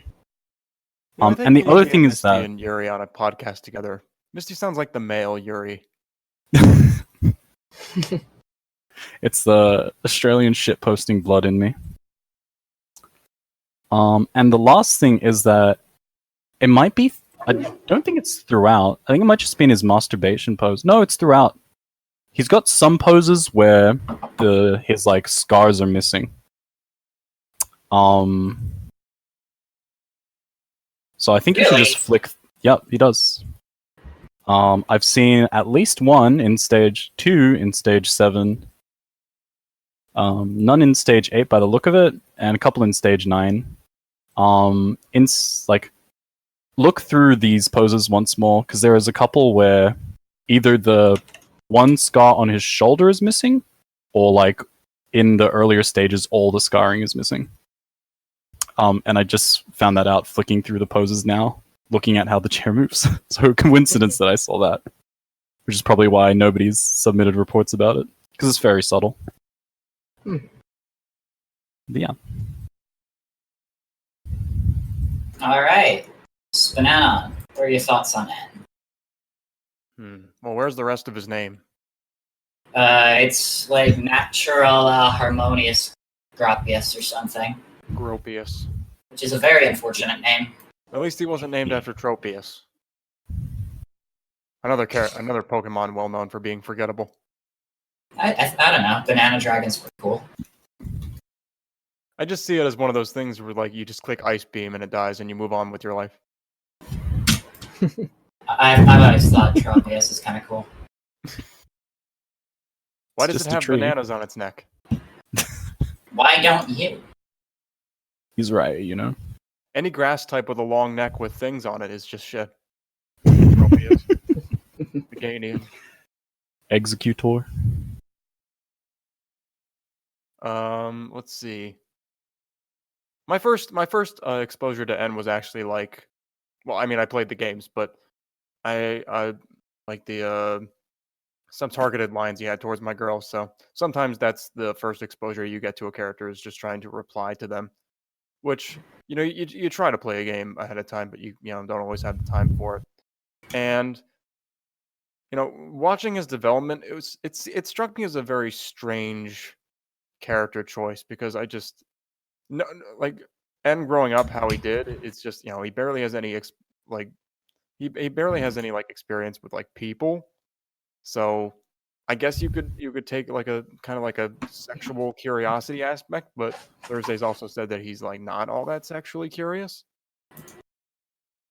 So I think he's well suited for like talking about, weird, esoteric, kind of abstract stuff. So good for targeted lines, but generic wise, I'm not sure, where he's really going with it. Because it's nice that he has like sort of a relationship with the player, apparently.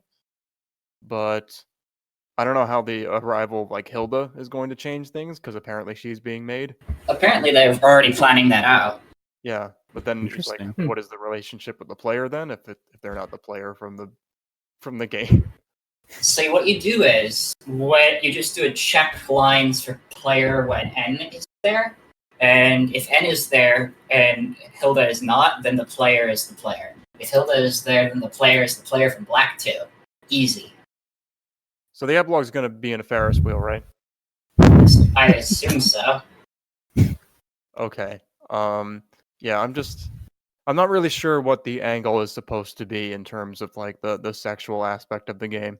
That's why it kind of seemed like a weird character choice, because of that. Like, again, you kind of got to know your audience. So Thursdays is a pretty talented creator and experienced at this point. So I'm sure she could pull it off. I'm not quite sure what she's trying to pull off at this point. I'm not sure how ultimately popular he's going to be. All right. You got anything else for now? Oh no, I'm good.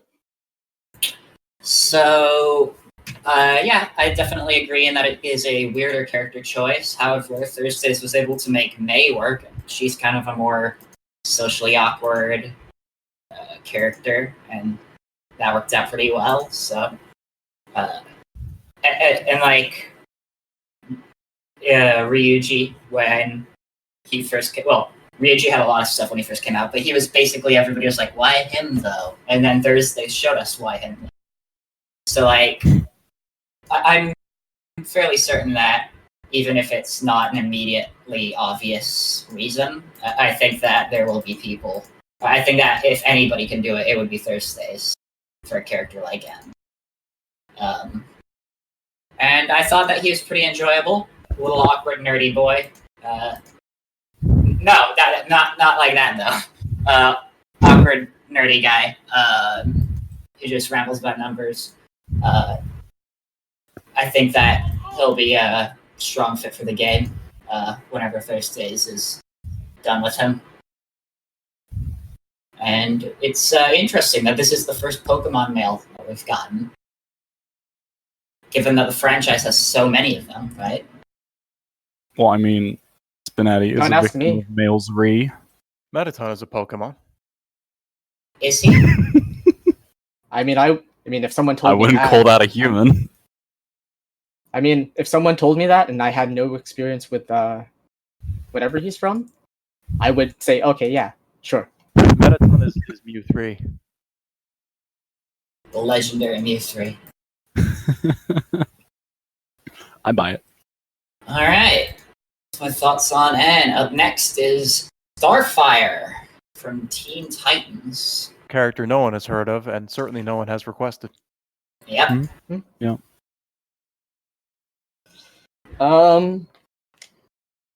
Yeah, she's really well done, and it's nice to see a character who kind of falls into that, like, the kind, nice archetype, but then also isn't a victim of Moab Blob syndrome.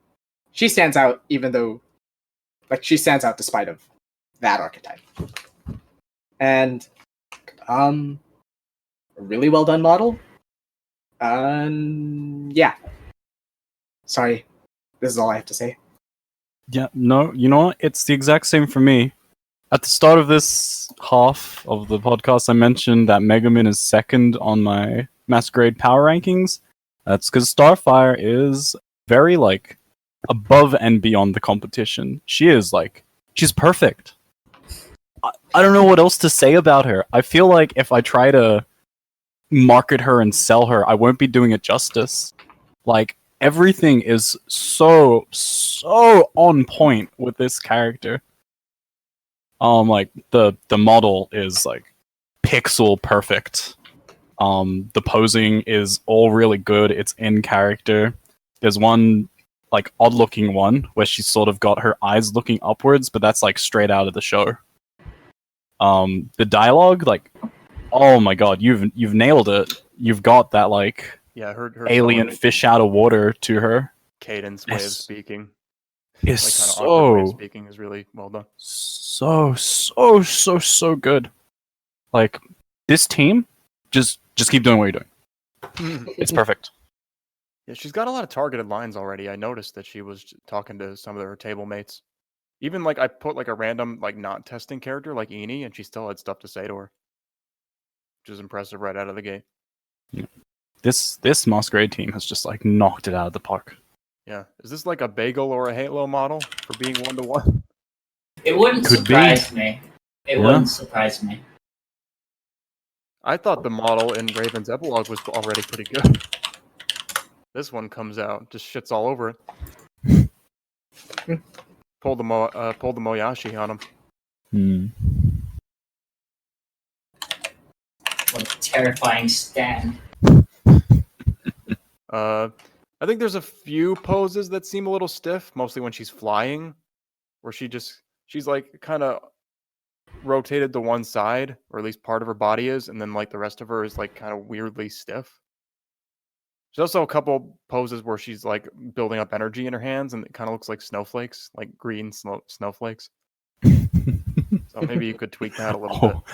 Yeah, I just looked at one of them. I think that is because that is exactly what they are. Yeah, so the one thing in terms of writing is that her unique way of speaking is very well done in terms of like kind of like awkward phrasing that she has because she doesn't quite understand English. She needs to make out with more people. But then there's like parts where she launches into like one of her angry poses, which seems like completely out of left field. Because she's like so happy and bubbly and takes everything else in stride, that why would any generic situation of like someone removing their shoes possibly make her that mad? I get that you maybe like it's make a an angry Tamarian. pose. What? Maybe it. What is she like? A Tamarian? Something like that. Maybe that's like a deep insult in Tamarian culture. It's an affront Yeah, to but her. I don't know that. People. So the thing is that like I get that you make an angry pose and then you want to use it, but you should that's the kind of stuff you should say for like targeted lines. That's like I don't even know. That's like Kira is starting to make a move. And that's when you build up the green snowflakes in your hands. You don't do that because Kazuma has a small dick.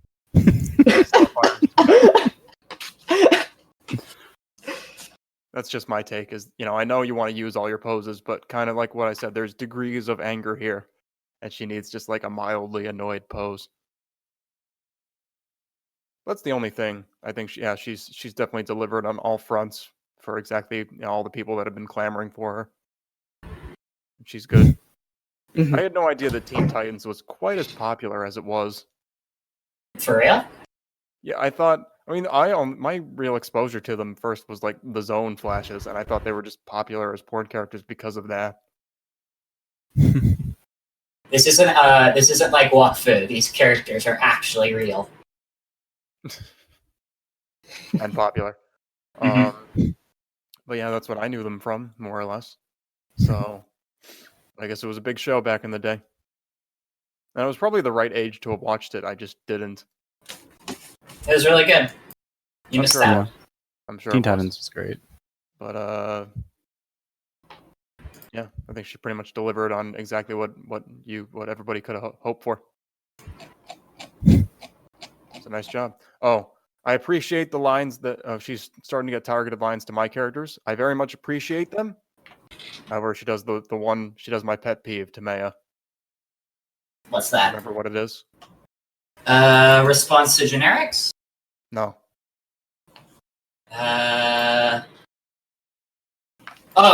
Uses the character respondivist function and has lines that already exist.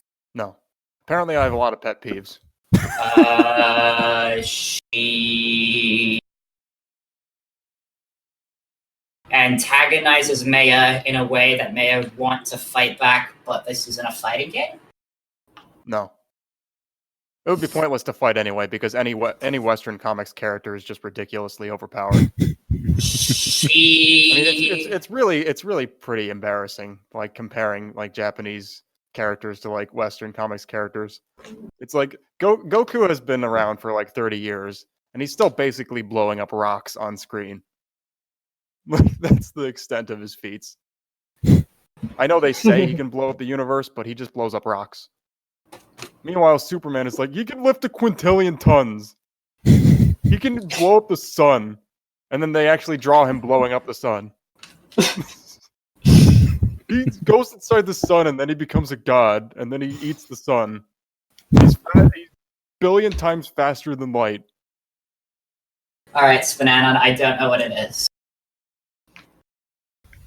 My point is, don't try to fight a Western comics character because you don't stand a chance. What is your SPNatI pet peeve with Maya? I appreciate all targeted lines towards Maya. However, she does just talk about her clothes.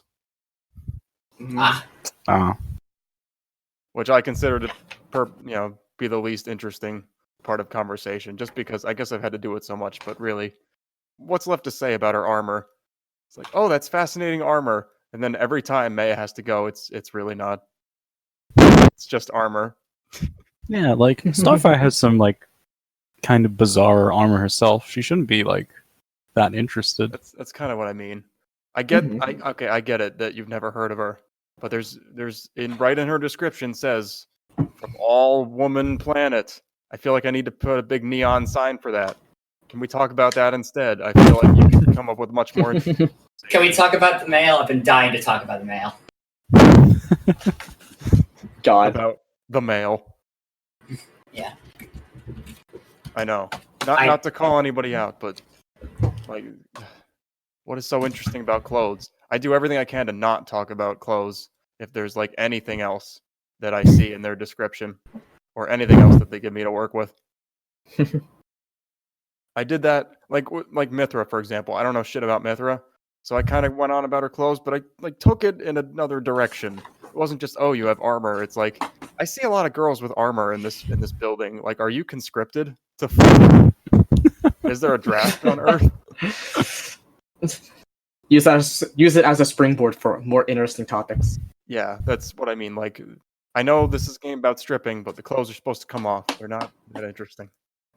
Like, please, Starfire Sama. Like, just talk about men and women. It's a porn game. I laid it out for you. I put my balls on the table and you have swept them away. God. Oh God. Balls. I don't want to talk about her bodysuit again. Yes, it's revealing. Everyone can see that. Alright. Anything else you want to say about her? Despite my ranting, she's a good character. I will agree. I absolutely think that they captured her like bizarre alien culture kind of thing. I loved her tone, her unique way of speaking. The model is amazing. Really like super up there in terms of like just how good it is compared to everything in the game. Probably the best model to come out of the Masquerade. I enjoyed a lot of her posing. I enjoyed just having the teen time. I didn't play her with Raven. I probably should have, but Same. I played her with the table that she was on with like Guzma and Kazuma and Megumin. And I was surprised that she had lines for those characters. Yeah, like, and then the Masquerade team in charge of her have like asked if I want to do like, they asked me like, how strong is Rinka? Would she lose an arm wrestling match and get like thrown some distance? And like, yes, Rinka would. She'd absolutely lose that match. But that seems like a comics character. What do you think? Well, I don't know. There are some really strong video game characters. Have you ever The heard rule of of thumb is that if it's a Western comic character, everyone loses automatically. Have you ever heard of Asura's Wrath? No.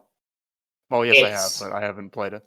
It's ridiculous how strong certain video game characters can be.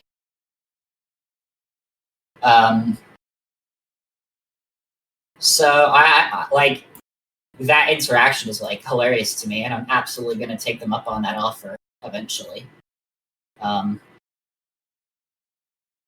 So I enjoy Starfire, and if other characters get those kind of reactions, I think she'll be a very exciting character as well. Just seeing what she does with the other characters. Mm-hmm. Next up is another Western comics character, Wonder Woman. Okay. See, now we've got a fight. Wonder Woman and Starfire.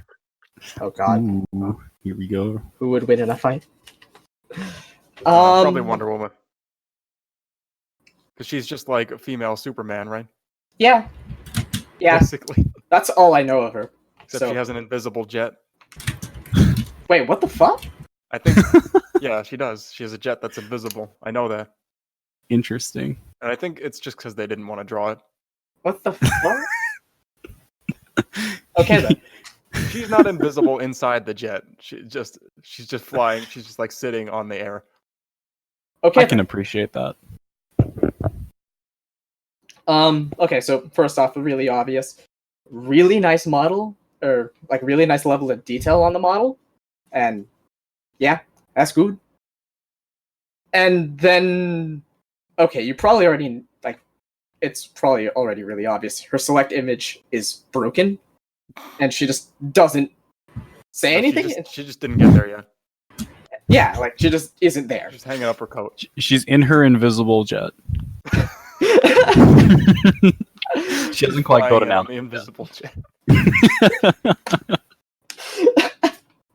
It's in the background. You can't see it. Yeah. And her lines are where do I start? Sorry. Okay, she obviously needs a lot more dialogue. I noticed a lot of dialogue repetition while I was playing against her. And I think she also needs to have a concrete voice, like a concrete plan for characterization and voice in mind. Then it's just like kind of meandering otherwise. And please, someone, please proofread her lines. Dear God. Oh yeah. Please. Yeah, she was kind of like rushed in at like the tail end of testing, and you can kind of tell. Oh God. Or the tail end of like Masquerade release week, and you can kind of Mhm. tell. She sort of missed the Little rough initial around the window. edges. Mm-hmm. But I mean, like, if you can get that worked out, I think she'll do okay. But yes, please polish up her dialogue. Dear God. Okay, Yeah. and yeah, that's all I have to This say. is one of the masks who we haven't seen an update from yet, isn't it? I think so. Yeah. Yeah, so like with the new knowledge in mind that she was late for the initial testing deadline, yeah, you can kind of tell from some of her dialogue. To borrow the words of another Masquerade character, Wonder Woman is down to fuck. She is just like those lines were. They kind of caught me off guard in a similar way to my very first game with Samus, where I'm just like, whoa, you're like really, really forward, and you are making it very clear that you are here for some dick. And it was just like, it was sort of jarring. I don't know much about Wonder Woman. I don't read the comics. I don't even think I've watched the movies. But I'm just like, You're not wow, sure? this is. Sorry? You're not sure if you've watched the movies? Like, Might have been don't, half I asleep don't, in the I don't dentist's really office that it was watch playing. superhero movies. Like I definitely haven't watched the like more recent ones she's in. Yeah, so I don't. Her personality just felt weird to me. like in a similar way where Samus feels like a porn parody. I think that's the case for Wonder Woman. Her model is really nice, but it has two sort of flaws to it. The first one is about her legs. Her legs are really thick, and you know what? I can appreciate that. That's fine. But like the legs are really thick, and the sort of ways you've made her boots, the diamonds are really high up. So it looks like she has really short, stubby legs. And that's a little bit weird to me. The second problem with her model isn't a problem with her model at all. The problem is that we're all fucking weeaboos, and everybody in this game is an anime character. And so you've got this sort of like realistic, I'll call it a high definition model. And like, I played her on a table with a really bad pair actually, Panty and CHAZZ. And I'm just like, she sticks out like a sore thumb. The caveat I made though was that if I had Wonder Woman on a table with Zeus's Captain America, there would be zero issue with it. It would be perfect. Mm-hmm. But just the fact that unfortunate result of this game's demographic is that you have this really, really sort of realistic Wonder Woman model next to a whole bunch of anime characters, and it's just like, it's off. And that's not saying the model's bad or anything. I think it's like, there's a lot of work that's been put into it. It's just like, it unfortunately feels off. Well, I think that like if you're picking her in the first place, then obviously you like the Western comic characters and like their aesthetic, I guess. So I mean, it's not going to be that bad for you, right? Yeah, I think that's reasonable. It's just that like, once you've got something else on the screen that you'll be comparing it to, that's when some people might be a little irked. I think that's just the unfortunate reality of like what kind of characters this game is full of. And the nature of the tools we use in Anime Character Maker. And yeah, that's all I got. Alrighty. SPNatI, what about you? Yeah, it's kind of a weird contradiction that she exists in, where I'm pretty sure this is like a Metal model. First off, kind of looks like that, just the very thick thighs. She's got a lot of meat on her bones, so to speak, but then, yeah, dialogue-wise and posing-wise, she's kind of bare bones at this point. I didn't really get the whole porn parody aspect of her, because I didn't see a lot in general. Like, a lot of dialogue. She repeated herself a lot. She had not a ton of posing variety, and she, like, kind of lost pretty quickly because she doesn't have that many layers. I did see a few, like, kind of interesting, like directions you could take stuff in. Like the whole, like, I'm an Amazon, I don't understand, like, men or, like, the human world, which should totally, do that, meditate on that with Mandra. You have some good conversations. Maybe you could like, not talk about her armor for once. But, yeah, like, you just need to actually go in those directions, and at this point, she just seems like kind of a skeleton of a character, which I don't blame you for starting off that way, because, like, that's, you just kind of rushed around onto testing, and it's fine. You just need to make updates, but there's just not much to talk about at this point. I will say I played a game with her, Elesa, and Cynthia, and then the last girl was Faye. Faye just looks so short and so feeble compared to those three titans. And I thought it was like, it's like that, poor little Bebop girl. they're just like towering over her. I imagine being like pressed 3 different ways between like 6 breasts, just squeezing her. And then it cuts to black. See you, Space Cowboy. Ara, Space Cowboy. Anything else? No, I mean, there's just not much to say yet. I think she's a perfectly good character idea, but she just needs something to work with. And maybe this is a different version of Wonder Woman, but she does seem a little too thick. It seemed like she could still be sturdy and still have like kind of longer, skinnier legs. Hmm. I don't know. So I'm Maybe gonna that's echo what SPNatI said. I also didn't think she sounded a bit or like too forward. Like most of the lines I noticed from her were like references to Greek mythology by her saying Oh like yeah. by Priscilla's beard or whatever. I don't remember any of them. Interject real quick. Yeah, go on. She's kind of the new character, or like the new writing syndrome, where she's just like, this reminds me of this name of character, or that time where I did this, or that time where I did that. And if you don't know what those things are, it is completely lost on you what the hell she's talking about. That's what I was kind of talking about a few episodes ago, where like you need to take all of those names and replace them with generic terminology that someone can understand. Because people don't talk to strangers like that, just bringing up names that they have no context for. Unless that's just what Wonder Woman would do specifically, I don't know.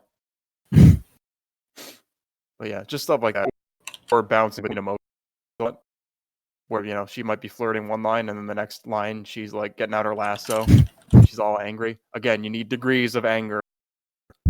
She should not break out her lasso because you took off your belt. That doesn't seem very heroic. Anyway, keep going, Joe. I'm sorry. Did anybody else? Did you sound robotic to anybody else here, or was that just on my end? Yeah, I noticed. That was the same for me. I thought it was just my connection. Mic was cutting out a bit, but could you at least hear me? I could piece together what you meant. Kinda, sorta. Yeah. Rip. So let's see here. What was I saying? Oh, I heard her. I noticed her mentioning the Greek gods and stuff. And like that's a thing that she does in canon, and it's like I don't know if you ever know who those gods are, but like, I think she's pretty well done. I enjoyed her. Comic characters are weird in that they have a million different versions of them that you can use. So, I'm not sure what Wonder Woman this is. I don't think any of them are that bottom heavy though. But overall, I thought that she was pretty well made. And I guess one of the pluses about doing a comic character is that there's a million different alts you can give them. Mm-hmm. If you're willing to put in the time and effort for that, I guess. And so that's all I gotta say about Wonder Woman. I think she's pretty good. I like the Greek mythology references because I'm a huge mythology nerd. That leads us to Panty Anarchy. Panty and Stocking. Okay, first off, excellent, her voice and the way it's written is really nice. Like you get the idea of who she is really quickly, and not sure if there's anything more to her aside from just she really wants to fuck people and she really likes doing that. So I mean, I guess maybe you can talk more in depth about who she is beyond that and about like her source material or whatever. But then it's nice writing, I guess. Second thing I noticed was that she doesn't move around a lot during her forfeit. Like I guess that's to be expected.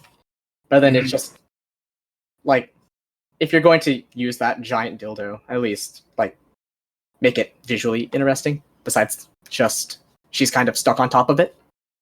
So like yeah, she can't climb off. Help me! I've fallen and I can't get up. It's like she's like one of those things you see on top of flagpoles, like a decoration on top of a flagpole, or like like just a decoration on top of like a barbershop pole. I know what you're talking about. I just don't know what it's called. Neither do I. And yeah, like if you're going to do something like that, make it more visually dynamic, I suppose. Though maybe I'm just being unrealistic. I don't know. Yeah, a little hard to do in Kisekai. I guess. But Go ahead. Sorry. no, I was just gonna say I agree. Yeah. Okay. And this is my last thing is just a really minor nitpick, but when you're submitting your character, please ensure your images are actually to the like the correct resolution and the correct image dimensions. Because then the dimensions for her images are just all over the place. Like I like when I looked, and it caused some minor technical issues when we tried to push a new patch. But then like it's okay for now. And I get or not being able to like really pay attention to that kind of stuff if you're rushed.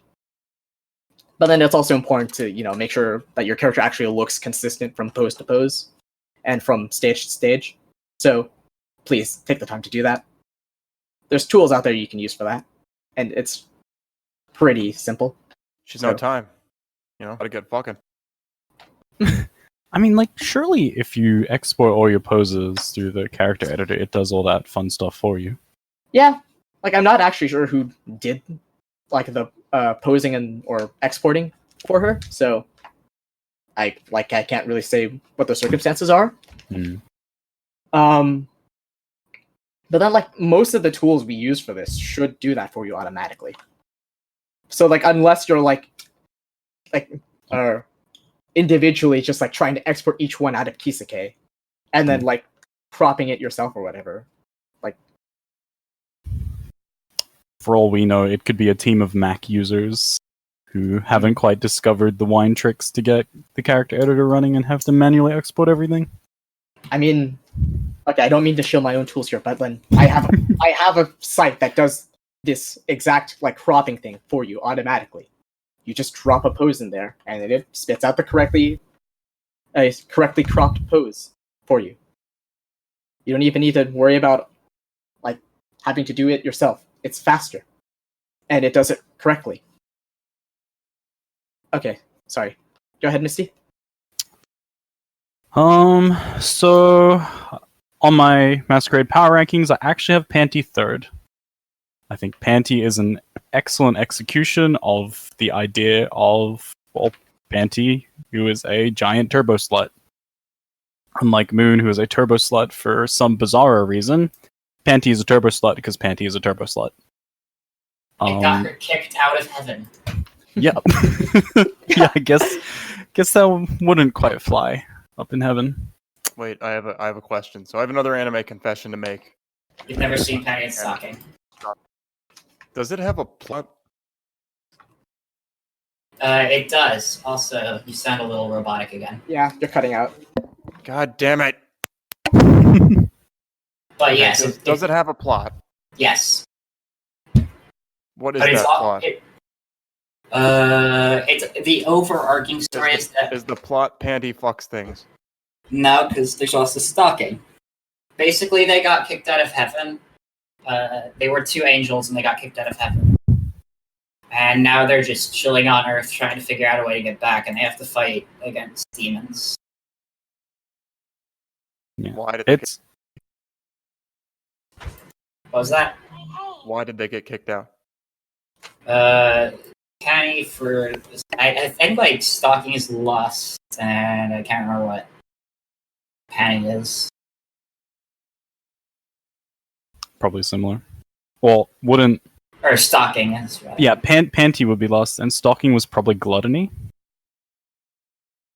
Sounds about right. It's been a while since I watched it, and I remember that stalking just loves devouring candy. So I feel like gluttony is fitting. Yeah. But yeah, they're just really bad at being angels. I think Panty stalking was sort of episodic, wasn't there? There is like an overarching theme to it, but it's a lot of here's a wild and wacky demon for them to quote quote beat. So that's why Chaz was like, targeting her, saying she's an angel. Yeah, because she That literally probably is. shouldn't be. Because it's not obvious. Well, I mean, we'll talk about the Chaz when we get to the Chaz. But no, I think like Panty's a turbo slut, and she does turbo slut things really well. She's like funny and silly, just like she is in Panty and Stocking. Yeah, like she's not my kind of character. I don't know why I have such a high opinion of her, but I think she's just really well executed. I mean, that's perfectly valid reason to think highly of her. Yeah. Can she just replace Moon? Yeah, that literally what I wrote on my little script of notes for myself. Great Moon replacement. Thank you. Just well done. You've given That's us. a bone that we throw to Moon fans is that you only get one. Yeah. We just have to overthrow Namasp, and then we can finally put Moon to rest. If there's a girl that's willing to take every penis that comes her way, then you only need one. That's right. That's right. Yeah. Go ahead, SPNatI. Yeah. Well, we all, a lot of people, a lot of Moon critics always said that you should make a character who's canonically a slut. Well, there you go. We did it, did Reddit. We did You it. got her. So I mean, yeah, I mean, if that's what she does, she's a big fucking turbo slut, and that's all she cares about, then yeah, go for it. And yeah, she's definitely got a strong voice starting out with. And people have been talking a little bit about changing her face up. Because, yeah, right now she's kind of sitting in this weird middle ground between Kisuke default and trying to like actually be one-to-one to the source, which, holy hell, that'd be hard. But I'm sure Moyashi could do it. But We can't have him solve all our problems. he already solved his own time. At least first off, she has the fucking balls to not. It's like she wants to get naked, so she just fucking gets naked and gets her tits out right away. Like, thank you. Instead of doing some stupid shit like Moon does, where she just makes up rules about how she was like forced to do it or forced to wait by the powers that be. And just makes up, like, just don't make up stupid shit. Just be your own character. And don't, like, impose, like, weird setting rules upon everybody else. In Dranky's very ill-conceived attempt to give the game lore or some shit. And also, like, Panty is a slut, but she's not a slut in, like, a weird, this girl is insane way. She's just a slut. and she's just okay with that. And I don't think this girl is not of sound mind. It's just she really likes cock. And isn't that the American dream? Charizard kind of way. Not in like crazy bug-eyed sort of way. She's got a pathological obsession. She just likes penis. And you know who's gonna stop her? Yeah. Ganbate, Panty-chan. So, Suck She's those a woman dicks. who knows what she wants. So like full-on better Moon replacement. I was surprised by how much she just reminded me of Revy. I never thought someone could be so mad and so vitriolic about wanting to suck dicks. she curses a lot delivered. in her source. That's fair enough. Mhm. Why are you so angry about this? Like it's gonna come. And so have I.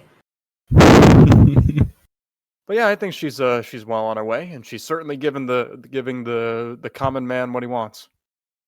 Yep, I believe that their Masquerade just posted that she's in the middle of an update with some art and like about 650 lines now.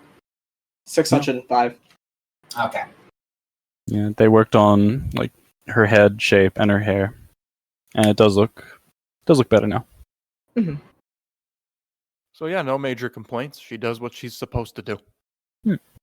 She reminds me of her source. I Lay those balls right on her face. I still Just the want way she wants to it. still want to make her sister with Yuri. I enjoy her. I do second the that during her forfeit she feels kind of stiff because of how it's done. Like it feels like she's kind of just not moving. I guess if you really wanted to, you could just do a pose maker thing and have her go up and down throughout the entire thing. That sounds like a lot of work, though. But overall, And I don't think you need animation to make it to convey motion. Like Amalia doesn't have any, and you still see like her shifting all around. that's true enough, I suppose. Amalia does like fucking gymnastics. Yeah, but Amalia is also a mouse, so It could Yeah. also, well, I mean, you could use the pose maker to like or dynamically switch out poses, like so like she gets lower and lower, I guess, as her forfeit progresses. Maybe, I don't know. What if like on every pose her dildo just kept changing? she just has a dildo between every finger. I've come prepared. unlimited dildo works. Do you have enough dildos, Queen of Sluts? But I mean, like, you could just like have her holding the end of it, and then she could be on her side or something. Like, it doesn't have to be mounted to the floor the whole time. And then I think you would get some variety to her forfeit poses.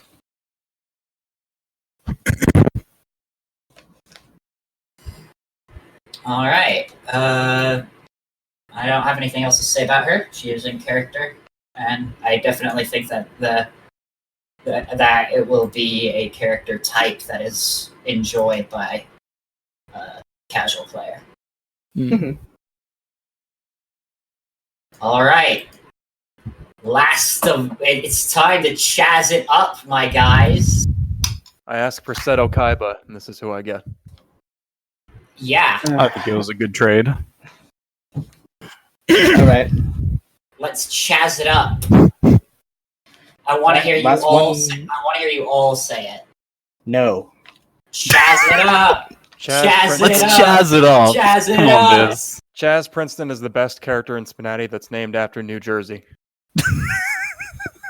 See, I'm not gonna lie, You you got- had you me in the got- first half. you got the first 7 words right with Chaz Princeton is the best character in SPNatI.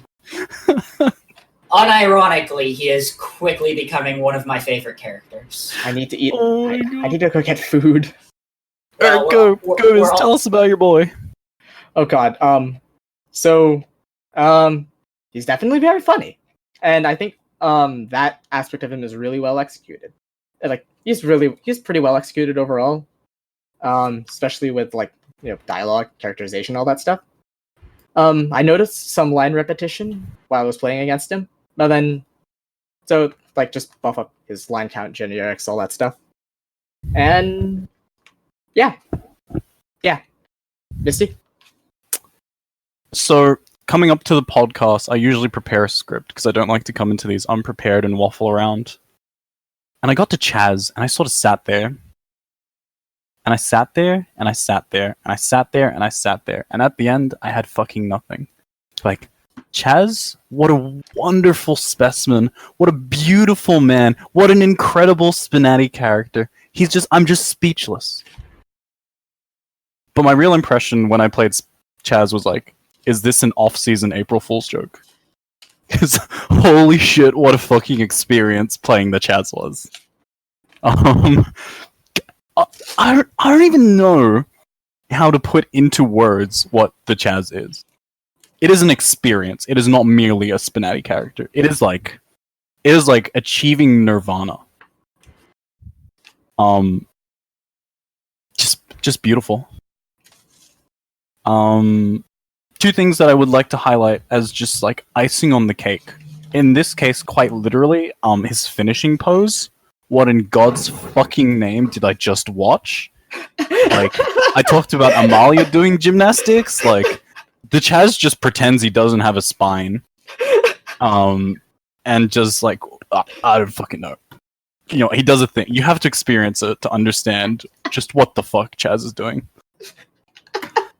And he has a pose in his post forfeit where he like has his hand out to the side, and some absolute fucking mad lad has gone to the effort of detailing like the cum flying off his hands, and I'm just like, sweet mother of Jesus, who the fuck are you? Why have you done this? I salute you, sir. You're a blessing unto this world. And that's it. The Chaz is an experience every human must go through. This is Bagel. This is his work, wasn't it? No, it's not. It's not, because I know who Bagel is. It's a slavishly devoted model of a Yu-Gi-Oh character. It's got to be. No, it's not Bagel. Could be Johan. I wish I did the Chaz. I wish I was smart and funny enough to do that. So, SPNatI, you didn't play him, did you? I did. You did? You played the Chaz? Yes. What are your thoughts on the Chaz? Let's see. Well, Joe, I remember one of your initial projects that you wanted to do was Abridged Kirito. Yes. And we have to amend his character name because this is Abridged Chaz. No, what you fail to understand is that the English dub is very self-aware. So it's not really a dub. No. It's just a fan work. It's just basically little Karibo got in Yu-Gi-Oh! the studio. Changed all the dialogue. They might have gone a little far on how self-aware it was, but there is a particular duel where he duels a guy named Adrian Gecko, and like the entire duel is very self-aware, where it's like, why should I care what you think? I'm good at card games. It's like an actual lie, more or less. Or like, it's like, I don't care that you're richer than me, I'm better at card games. Fuck. And then he loses, anyway. So then he's like worse at card games and he's not as rich. Oh god. Which is really just the worst scenario you can possibly be. Get fucked, nerd, as they say. So what else did you think of the Chaz? I mean, yeah. Can you really just seems form like a kind of coherent jokey thought? character? Pardon? He just seems like a joke character, you know, like where his main thing is just to kind of riff on everybody else, or in general be as ridiculous as possible with like combing in his own hair.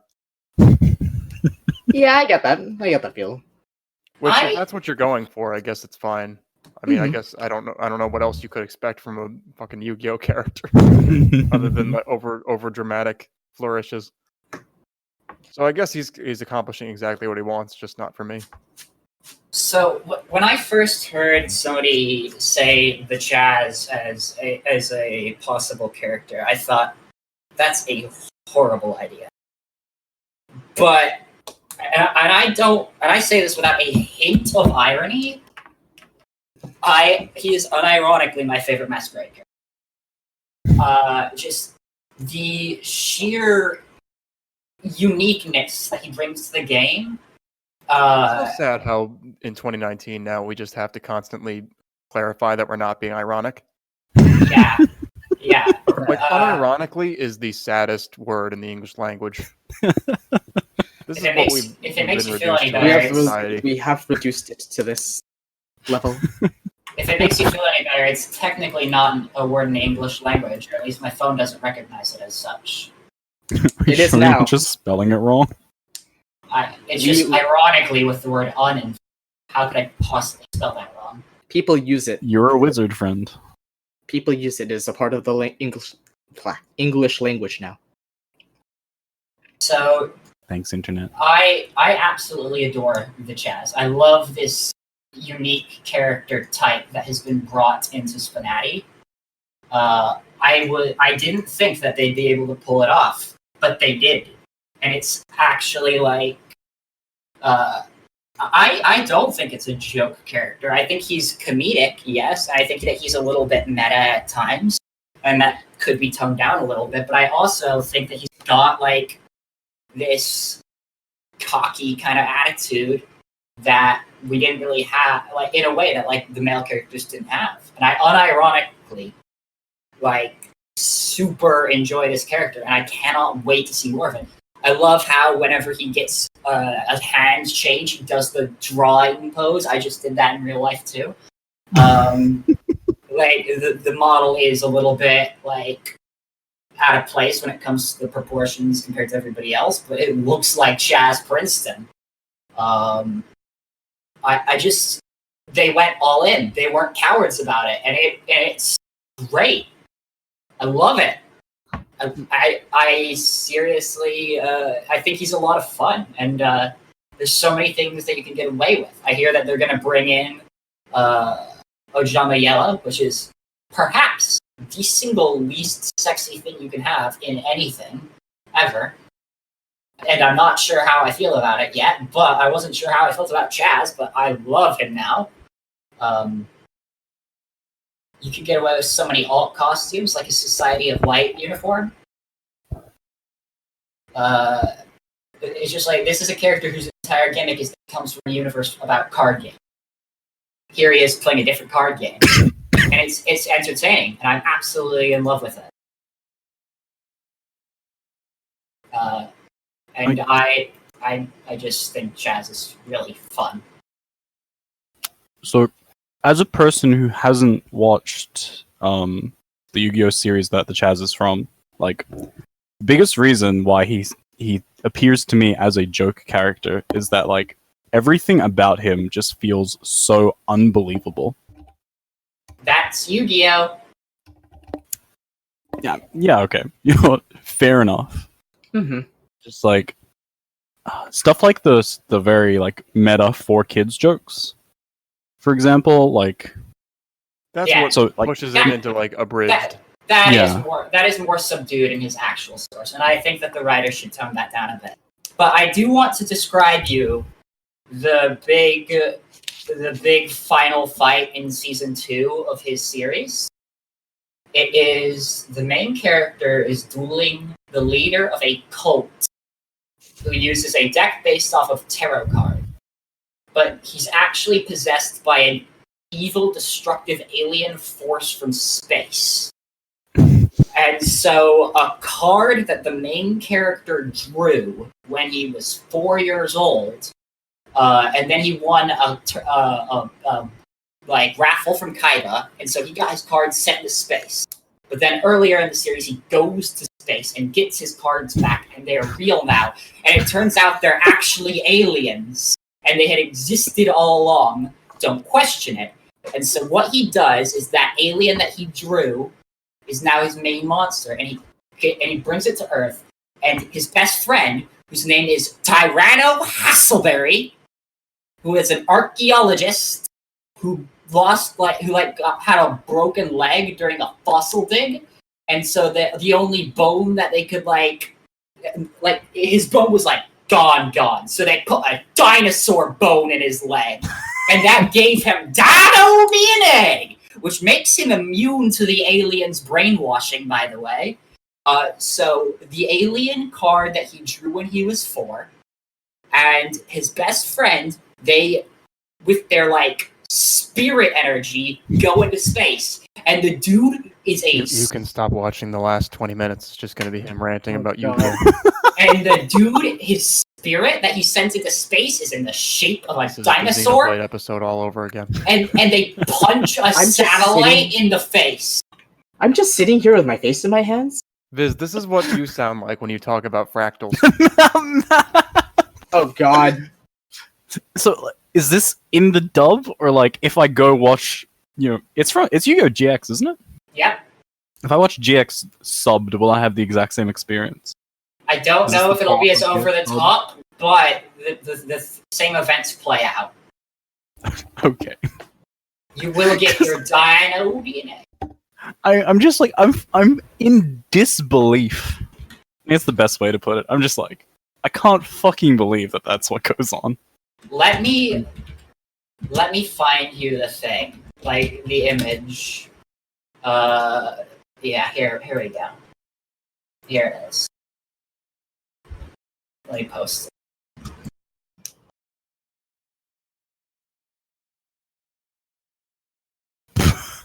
What the fuck? Bruh. What? That's all I've got. Dude, Yu-Gi-Oh is. Oh god, there's so much to Yu-Gi-Oh that you're not prepared for. Like, you go in and you think that you're ready, but guess what?